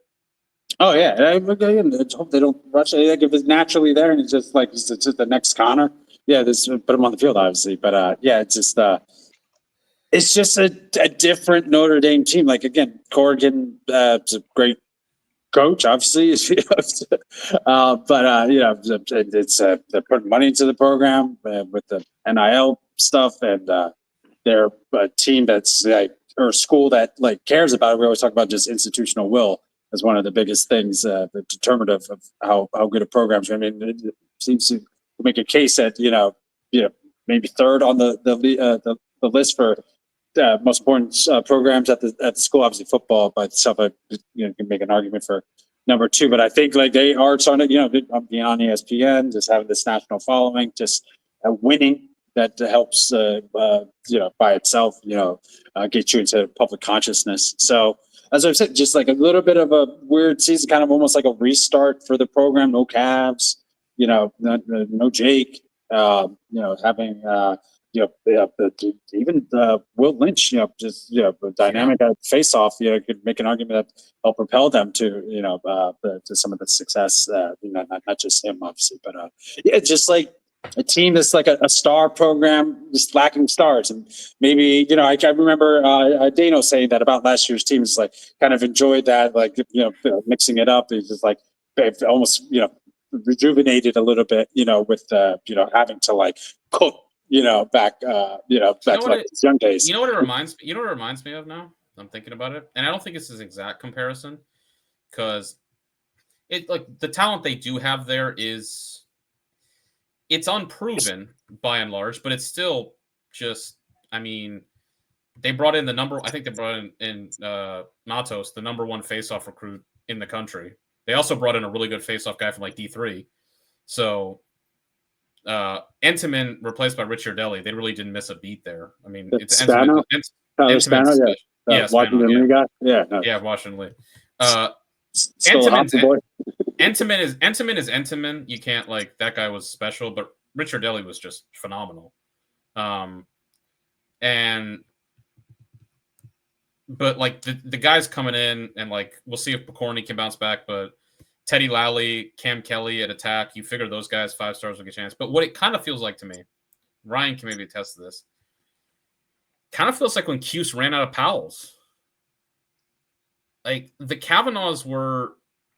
Go look at Notre Dame with the Kavanaughs and look at Notre Dame without them when they're not there, and there is a difference. It's kind of odd, but like Matt Cavanaugh was there from 13 to 16, and he made 2 Final Fours. Then they don't make a Final Four again until Pat Cav shows up. And then they make 2. They win 2 titles with Cav. Corrigan's made what? I think 6 or 7 Final Fours. All but 2 of them have come with a Kavanaugh. There's something about those guys. I think the way they play, the way they embody the program is like built in their image in a lot of ways. And I do think that there's something about when they had those guys, it just like took it to a different level. They're always good. That's the thing with Notre Dame. They've made the quarterfinals in like all of one of the last 15 something years. Like I think 13 of the last 15 years have made the quarterfinals. But it's kind of like when Cuse ran up and Cuse, eventually they figured it out again. They won 2 titles in the late 2010s. But there was that kind of interlude there where once Mike Powell graduated after 10 years of having these guys who represented the program to such a degree, that's kind of what it feels like a little bit. They're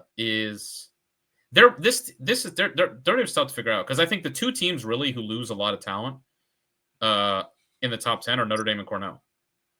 Everyone else I think kind of brings a lot of guys back, but those 2 lose a lot. And Notre Dame, it's just kind of how low can you really drop them, considering how consistent they are and the talent they have. I could definitely see them being lower than this. I could also see another trip back to the Final Four. They have such a high floor with how much talent they have and how well coached they are. That it's great. I mean, they lose 3 big offensive hitter guys. Yeah, they lose their entire attack. When you look at Lax Ref's returning production ranks, it only goes to 43. This crazy seeing Notre Dame at 41 as the overall ranking. So, yeah, there was a ton, especially on the point side. Yeah. All right, now we're going into the big three for the year. Though I'll do the caveat because Jake and I know about the wonderful playoff system that is the NASCAR Cup Series. In 2018, there was the big three of Kyle Busch, Martin Truex Jr., and Kevin Harvick. They were by far the best three drivers. None of the three won the championship that year. Joey Logano did. Well, this year, the big three in college lacrosse are Syracuse, Princeton, and Maryland. And All right, well, let's keep that in mind. That I think heading into the year, they're the three that are really a step above everyone. But I just want to point that out with the caveat that anyone can still win it. It's still anyone. What odds would you take if it's Syracuse, Princeton, Maryland, or the field? Who are you taking? The big three. I think I agree. I think if you had to, part of that's Maryland. I mean, just kind of if you had to put on one, but I think yeah, if you'd ask me, is it these three or the field? I take these three. So we'll start with our number three with Syracuse, and there's a lot to like, I think, with the Orange because the vaunted freshman class became the sophomore class, became the junior class, and now this is the senior class. And even though, yes, success is not linear, this class has gone from missed the tournament, but a spunky improvement, good culture change, to quarterfinal, to semifinalist. The last step on that list is a trip back to Memorial Day for the first time since 2013 and a national championship for first time since 2009. Of course, this is Syracuse where the lights shine the brightest and the pressure is racked it up to 100. But this is the senior class that everyone has been waiting for in Syracuse, and so far they have been delivering. Joey Spallina's senior year, you got Michael Leo, Figueroa, Dwan, Mullen, McCool, Roa, Thompson, Deere, Anderson. You've got some heavy hitters. You do have to make up for Owen Hiltz and Sam English being gone, but otherwise still got a huge senior class. So there's a lot of known knowns with this Syracuse team, and the good news is they're coming right off a Final Four appearance, which is very good. So, again, if we're going by the idea that progress is going by linear progress, which we know it's not, but the way the Syracuse senior class has progressed is that they've improved every year. So if that trend continues, they are going to play for a shot for a national championship this year. Which leads to my question. If you have watched or listened to this podcast or stream in the month of April, what do you think my question is going to be? Consistency. Consistency. And playing with this team feels to play a lot better when everyone kind of forgets about them. So the spotlight's going to be on them, but there's another. Oh, I mean, penalties, yes, discipline, which leads to preparation, which leads to now I'm sounding like doing following up questions to my students. I don't know, where are you going? I'm blanking. The coaching. Oh yeah, well that's what I meant by preparation. Yeah, so I think yes, consistency because Syracuse was quite inconsistent, even on a game-by-game basis. You saw it with the Harvard game in the first round, where the first half, that was the worst I've seen them all season. And then the second half was the most spirited comeback I've ever seen, where they win it in overtime. But even if you look at the length during the season, they have 2 good weeks, they have 2 bad weeks. They look good here, they look terrible the next week. In ACC play, they were a complete enigma, where they went from looking great against Notre Dame, and then they lose to the 2 Tobacco Road schools. And that ties into the Achilles heel may or may not be can Gary Gate and this coaching staff live up to the expectations? Because They got to get them prepared. We saw that was a big issue in the first round of the NCAA tournament against Harvard, where they needed a miracle comeback to come back.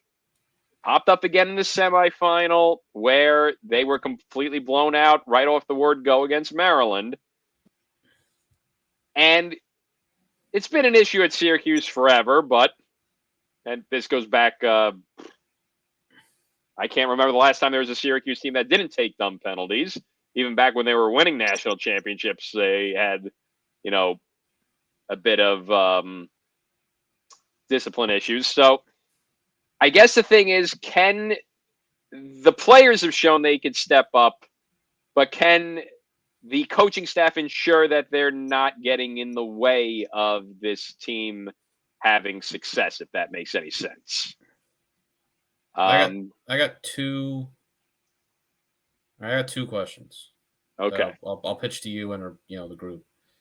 One, this was kind of one question that we got asked, and it was, and I kind of, because I saw this mentioned this week, is Spallina the odds-on favorite for the Tewaaraton? I guess by default to start, but I don't. He's a great player, but I don't know if he's going to be best in the country. I mean, if Syracuse wins the national championship, I could see them giving it to him, but I feel like there's guys that are going to be more prolific than he is. Okay, well then I guess that kind of, maybe I can reframe that question. Can Syracuse win the national championship if he's not the best player in the country? Or if he's not like one of the 2 or 3 best players in the country? I could say, I think yes. Okay. Just because they've got other options. I know that last year those other options were Hiltz and English, and you got to fill those roles, but I think there's enough top-tier depth where Spallina will play a big role in that, but I don't think he necessarily has to be a top 3 player in the nation for the Orange to reach that. I go back to that Maryland game, and this goes to the coaching preparation thing. How many times was he going to just lower his shoulder into Will Schaller and just see what happens? And I wonder if does Cuse need, because like the Princeton game was the best game he ever played, but that was such a different game. That was wide open. There was tons of space. They defended him all the wrong way. Can Cuse figure out enough solutions when he's not elite? If so, do they have those solutions? Can the coaching staff figure out those solutions? And if not, can he take that next step and just become the guy who's kind of undeniable? I think it's an interesting question. I think it's for the Tewaaraton thing specifically. I think it's the most wide open it's been since like the year Dylan Malloy won it. I don't think there's any real clear. The best player on Maryland's best attackman had like 50 points last year. That Princeton loses Coulter McAsee, their big hitter, really cursed out the door. Kavanaugh out the door. I guess the second thing is at the midfield spots. I think this dovetails with kind of what you're mentioning. The last 2 years, Cuse's best defensive midfield in a lot of ways you could argue was their 2-way guys, English and then Jake Stevens. Are they strong enough at the midfield in terms of their defense and just their like steel, their grittiness in the middle of the field?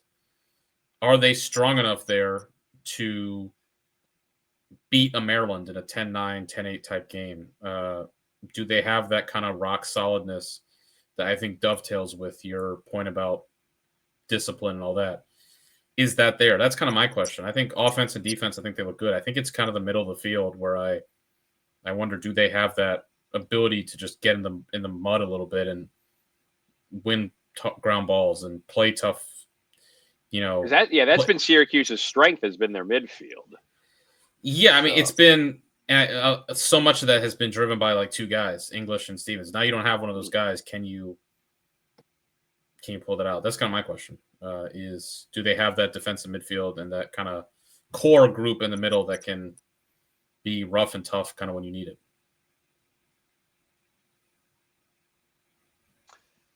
That kind of dovetails a little bit with our number 2 team, the Princeton Tigers.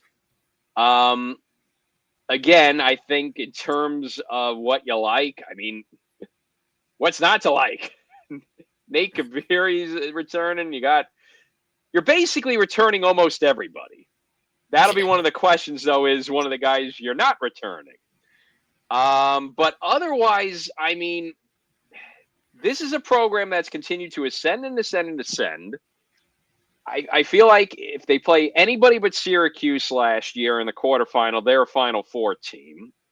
And I think if they play any type of game besides that quarterfinal game last year, they're in the Final Four. It just so happens that it's one of those teams that I'm going to mention in the question, and the type of game that was played, just the complete helter-skelterness of it. But this is a program that is now established itself nicely, and that chart that you got that was posted this week. I forget if it was Mark or Lax reference about where you got the point about the turnover in NCAA tournament. That was Mark, yeah. Imagine going back to 2019, coming from the future. You just cut it off at 2022. You don't make any mention of COVID because you don't want to start a panic. And you post that, hey, from 2022 onward, there are two teams that make every NCAA tournament.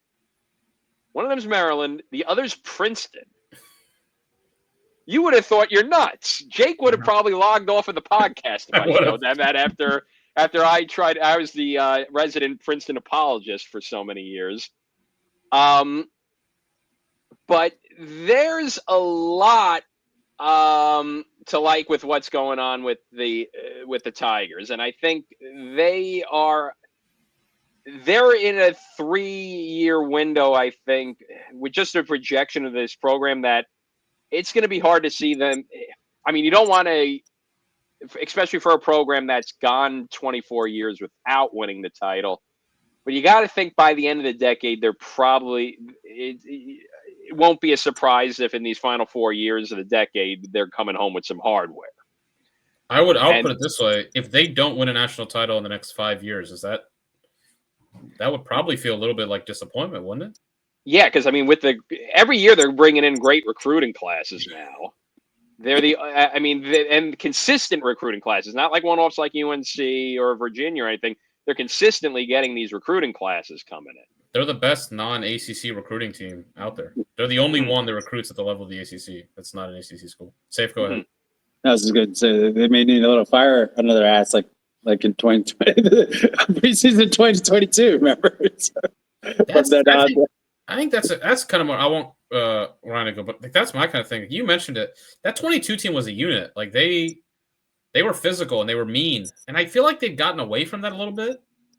They kind of feel they feel too much like what's kind of kind of like a hockey team. Like they're really good going end to end, but like they don't play too well on the boards and they don't hit hard enough. And I don't know that. They seem to get caught in these like insane games, like that Cornell game, the Winnipeg Jets, the Syracuse game. I don't know. I remember that team that played. I think you were at that game that played Rutgers, and it was just like, good God, like they were nasty. Like they were the team that honestly, I mean, the Yale quarterfinal. They played Maryland in the Final Four. That game was like the freaking Battle of Verdun. Yeah, Maryland had like 4 guys walking off the field like in body bags. Yeah. They took a piece out of you, and I don't know. They haven't had that vibe since then. They're great offense. I mean, as Ryan mentioned, they got oodles and oodles of lots of talent, and Madeline knows how to coach goalies. Yeah. So there's 2 questions I have with the Tigers. One is, can Kabiri, Burns, and the rest of the attack match Coulter Mackessy's production? Because they have a lot that's being returned. Problem is you have one major loss in Mackessy. That's a extremely hard hole to fill. So can your young guys continue to progress and make up for Mackessy no longer being there?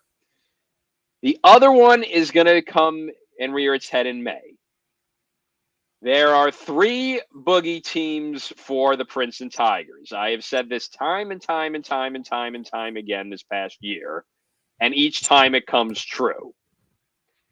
We alluded to it earlier in the podcast. They have had struggles in the past decade with beating Cornell. They have not beaten Syracuse since the first year of the Obama administration at Giants Stadium. I said Giants Stadium, not MetLife Stadium. Different time in America. The other generic bowl stadium, not the new age generic bowl stadium. They have not beaten Maryland since the Bush administration. Guess which 3 teams they have to beat to win a national championship? Guess which 3 teams were the only 3 teams the Princeton Tigers did not beat in 2025? Guess which teams ended their season? They lost the Ivy League championship to Cornell. They got knocked out in the NCAA quarterfinal of Syracuse. It would be very poetic if their season ends with an Ivy League championship win over Cornell, first round and quarterfinal wins against whoever, semifinal they beat Maryland, national championship they beat Syracuse, they erase all the ghosts. But they got to beat those 3 teams. 2 of the 3 teams they have not beaten since the Yankees won a World Series, which was a week after Lady Gaga's Bad Romance hit the charts. Great week to be a hater. They've 2 of the big 3 that Princeton's a part of, they need to beat who they haven't beaten in over 15 years. That's the thing that they got to get out of their head. And they've got to come through against the Orange, against the Terrapins. It looks like they're playing both in the regular season from what the reports sound like. We'll see how they look in those games in the regular season.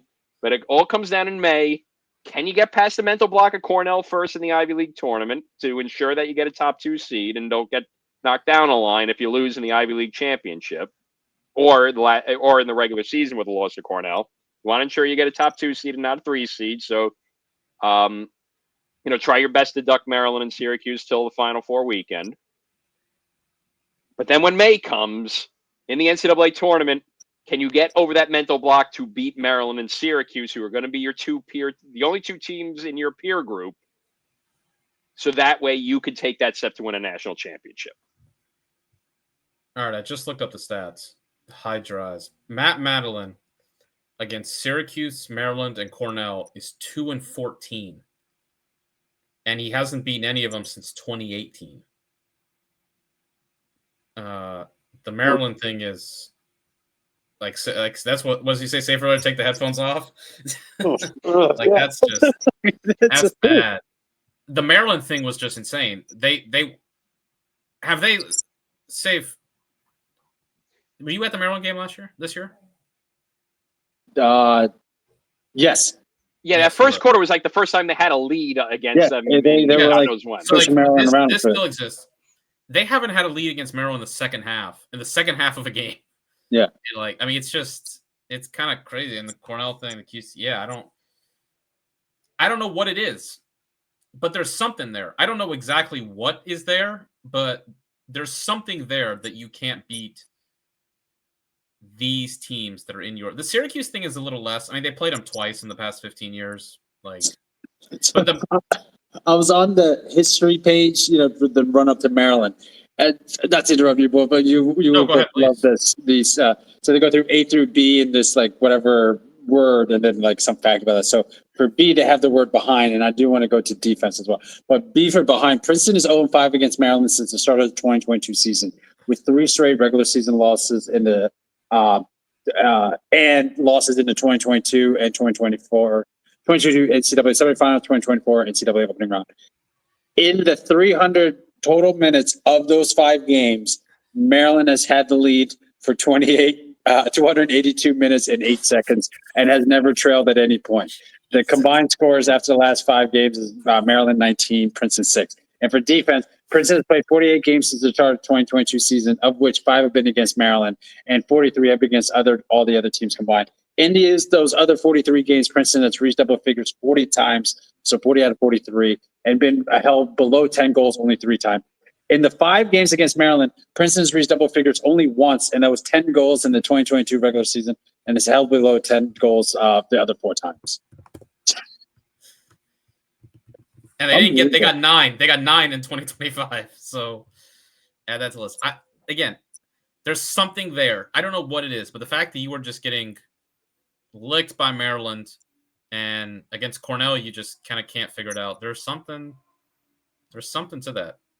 I don't know what it is, but I agree. They got to figure it out. They got to, there's a bit of how I put it. Everybody loves Princeton right now. We talk with we say if we mentioned this before. I think they're in that zone. Everybody loves them. If they don't make the Final Four next year or this year, that's going to change. There's going to be people like, hey man, look, if they don't make the Final Four this year, an entire senior class will not make the Final Four. Like, look, I think they're going to make the tournament, 100%. But it's just worth noting. All right, number 1, the Terps. Gentlemen, do you know the last time Maryland was ranked preseason number 1? 2016? 2017? Nope. 2015? Nope. I feel like Virginia was it in 2022. 2012? 2013. Woo. Which you will note might be the most disappointing, actually is, I think, clearly the most disappointing year of the John Tillman era. They were the preseason number 1. They had made the national championship the prior 2 seasons, and Rob Pennell tore their guts out in the first round, just like, danced on their, dunked on their head in College Park. Cornell won like 16-8. Total butt whooping.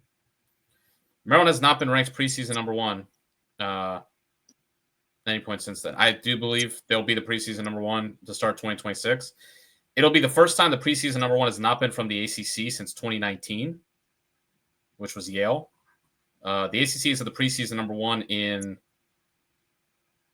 8 of the last 9 years. The Big Ten has never had a preseason number 1 team. Hang on. Maybe 2020, maybe? No. 2020 was Virginia. So, was Virginia or Penn State? Hang on. I didn't check that one because I was just doing, I'm pretty sure it was, almost certain it was Virginia. But I was just doing years where I could assess the final result. And obviously we didn't get a final result in 2020. Preseason number 1 in Penn State. Okay, there you go. That was the 1 year. Penn State in the history in the Big Ten. The only preseason number 1 they had was Penn State. Recent history, the preseason number 1, it's not bad. There's been one champion since 2016. Only one time has it wound up being the national champion. That was Notre Dame, 2024. Notre Dame was preseason number 1 this year. They made the quarterfinals. Virginia in 2023 made the Final Four. Virginia in 22 made the quarterfinals. Duke in 21, infamously, still made the Final Four. Yale was runner-up in 19. Duke was runner-up in 18. The worst one, by far, performing-wise, and honestly, this should have been obvious. Who was preseason number 1 in 2017?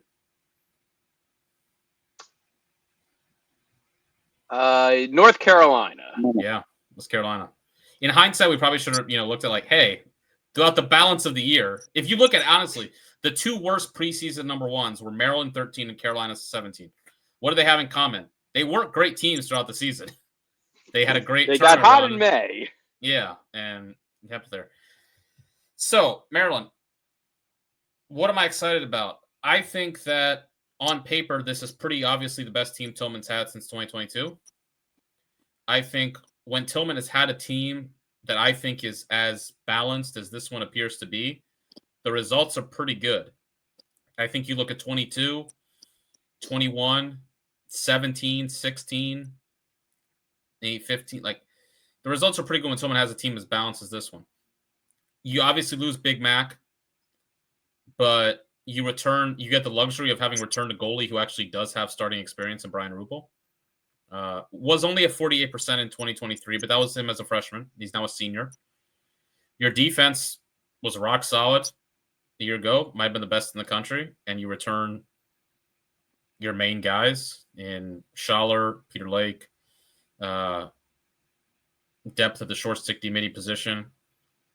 Offensively, they got a lot of pieces on the offensive side of the ball. I think that's a really exciting prospect for this group. You do lose Bryce Ford, Matthew Keegan, kind of the transfers you brought in, and Daniel Kelly. But you return your top two guys in Spanos and Urksa, and you have Whittier, Jack Schultz, who really came out as a freshman, Elijah Stovall came out at the end of the year.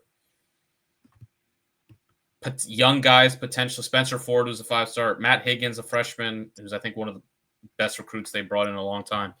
So, and not to mention, you bring in the two Yale guys, and Leo Johnson and Chris Lyons. So the weapons, I think, as far as their depth and what they could be able to do, I think are pretty strong. Face-off, they bring in Henry Dodge from Vermont, who won about, 70%. You look at this team, there's no obvious weakness. And if you look at a Tillman team and say there's no obvious weakness, that usually portends pretty good results. I think we've seen that. We've seen Tillman have teams with questions that he figures stuff out and he gets them to go far. We've seen Tillman when he has a team like this that looks, again, on paper, but listen, the game's played on grass. No obvious weakness. Sometimes field turfs. No obvious weakness, a lot of strengths on the defensive side of the ball, and with how many options you have on offense, experienced. Those John Tillman teams are usually pretty damn good. My one question, and this hasn't been a question, other people have had this question for Maryland for the past couple of years. It hasn't really been my question. Because I think for a while they needed to really refill they just didn't have enough hitters for a long time. Like, they had a lot of guys who hit singles and doubles. They didn't really have, or honestly, they had guys who really just hit singles. I think last year they finally got some guys who can hit home runs now. Spanos, Urksa, I think Johnson, like they got guys. They needed more guys who could just do stuff and make plays, as opposed to just kind of being. For a while there, it was like their offense approach was basically just don't put minuses up. Like, we need you to be a net zero. Just be a net zero. Luke will win faceoffs. We'll play good defense. Mac will make saves. Last year, I think they really finally got to the point where they were like, all right, you guys can go out and make plays. And I think this year, there's the potential they could have to really push more in transition. When Tillman's confident in the team he has, he usually plays faster, and that's always usually portends pretty good. Here's where my question. I do think this is the year. Do they have a superstar? Do they have one guy who is a guy? Because they have a bunch of guys now. But this was the thing that wound up, I think, at the end hurting them last year. Eric Spanos had 55 points. I don't mean that Spanos was like what hurt them, but I mean national champions do not have their leading scorer have 55 points. Maryland was like butting up against historical precedent with that. National champions don't really have offense by committee. They do have great depth, but they have one guy who is a superstar, who is in crunch time. You go to this guy, he makes plays. Who's that going to be for Maryland? Is it going to be Eric Spanos? Because he keeps showing flashes. He keeps getting better. He keeps kind of, he had, in the NCAA tournament, he had 13 goals in 4 games. That was promising. Before that, though, in the last 3 Big Ten games, he had 2 goals. So is he the guy? Is Leo Johnson the guy if he comes in? I mean, he had a great year he's had some great years for Yale. Can Urksa, as a senior, really kind of become the player a lot of us thought he could be? I just think this team's going to need one guy to put up 70 points and just really be the focal point of the offense, and then everyone can eat around him. Maryland has made their hay the last couple of years. They beat you through ball movement. They play that thing through X 6, 7, 8 times, and they finally get you to crack defensively. But what happens if they have a guy on offense who really can force slide, the defense has to gravitate to him? If they have that, the offense will explode. And I think that's my ultimate kind of question with this group. I think the pieces are all there for this to be an elite team. I think they look, I would say on paper, the strongest team. Just no real weakness that you can find, and you know that Tillman's going to get a lot out of the group. But can they have one guy really break out? And if they have that, I think that they're probably the national champion. If not, I think they could be in that, maybe come back to the pack a little bit. But again, yeah, when Tillman kind of has this type of group, it's usually pretty darn promising what the results are going to be.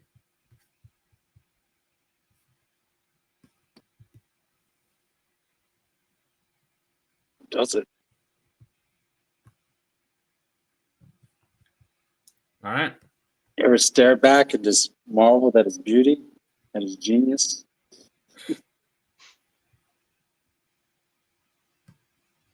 There you go. Deep pod. That was our longest in a while. Yeah. All right. Well, if you've sat through 3 hours and 10 minutes of this, what do you think we should do on? If you were watching this on YouTube, this is like one of those deep dives that, like, when I tell my students to look up the Himmler's history videos. Heimler, Ryan. Heimler's. Himmler's history. Oh, it's just you get canceled. It's a great run, boys. All right, that's it. Thank you, ladies and gentlemen. This will be the final episode of the Cross Commission podcast. We denounce the words expressed by Ryan. Do not endorse. Heimler. I'm terrible with that. Popular podcast under fire after one of the co-hosts suggests mispronounced Heimler's history. Himmler's history. His name is spelled that way though, isn't it? Yeah, I think it's spelled. I swear he just does the Heimler for listen, man. You can't. Your name can't be pronounced Hitler. It just can't. Yeah, Ryan's like, no. Ryan's like, no. I meant Reinhard Heydrich. And like, no, that's even worse. That's even worse. Well, anyway, this has been a deep dive. So if you sat through 3 hours of this to get to this portion, you gotta smash that like button. Hit the subscribe button. Hit that bell that goes bing whenever we upload something or go live. I was just thinking of the movie Layer Cake, where at the end where they say they robbed the old established drug dealer. The side characters just like the old days. Shanks a nice bit of armed robbery. Nice 3 hour pod. Oh man, what's good to see we still got the upper 90s when we need to pull back, man. This is people are gonna say if I watched Heat the other day, and people are gonna be looking at this and just be like, man, this crew is good. These guys are these guys something or are they something? And this is technically like the Michael Jordan flu game for me because I got my flu shot before this. Listen, man, this is the versatility. This is why they pay us the big bucks. Like we can do the power hour, but when we need to be the marathon runners, we can. Just got the endurance, just go back to our early days when we were just pumping out like 3 hour podcasts. Like a 10 on a Tuesday. Deep in the bag. We had people begging us to hire editors with our I remember our huge stipends from SB Nation and Fox Media. My response was always, "You want to be the editor? Like, how much do you think we get paid, brother?" All right, that's enough of this. All right. Yeah, stay hydrated like I am after taking a flu shot, so I don't dehydrate myself. Stay hydrated. Becky Lynch, president. Hit the like button. Follow us on Twitter. Subscribe on your favorite podcast outlet too. See you out there. Pour one out for the Philly sports season. Oh my God! Absolutely. Extra innings and Tigers Mariners right now. True. Really dating ourselves with it when you listen to this, but good game. We'll see you in a couple weeks or something like that. Yeah. Bye. Happy holiday. Yeah, 3 day for you guys too, right? Is it? What? What's the holiday on Monday? Monday? Columbus Day and Indigenous Peoples Day. Oh. I think officially, or as the city of New York calls it, Italian Heritage Day. Italian Heritage Day. Which just really is, we'll talk about that offline. But yeah, happy holiday. I do not have off for. It's more of a New York thing. It's really only New York. Is it the anti-Italian discrimination piece? The Sopranos. Yeah, our next episode is going to be, I think, a theme episode that is you guys are going to really like. So won't tease it much further, but you'll love it when you hear it. All right. Bye.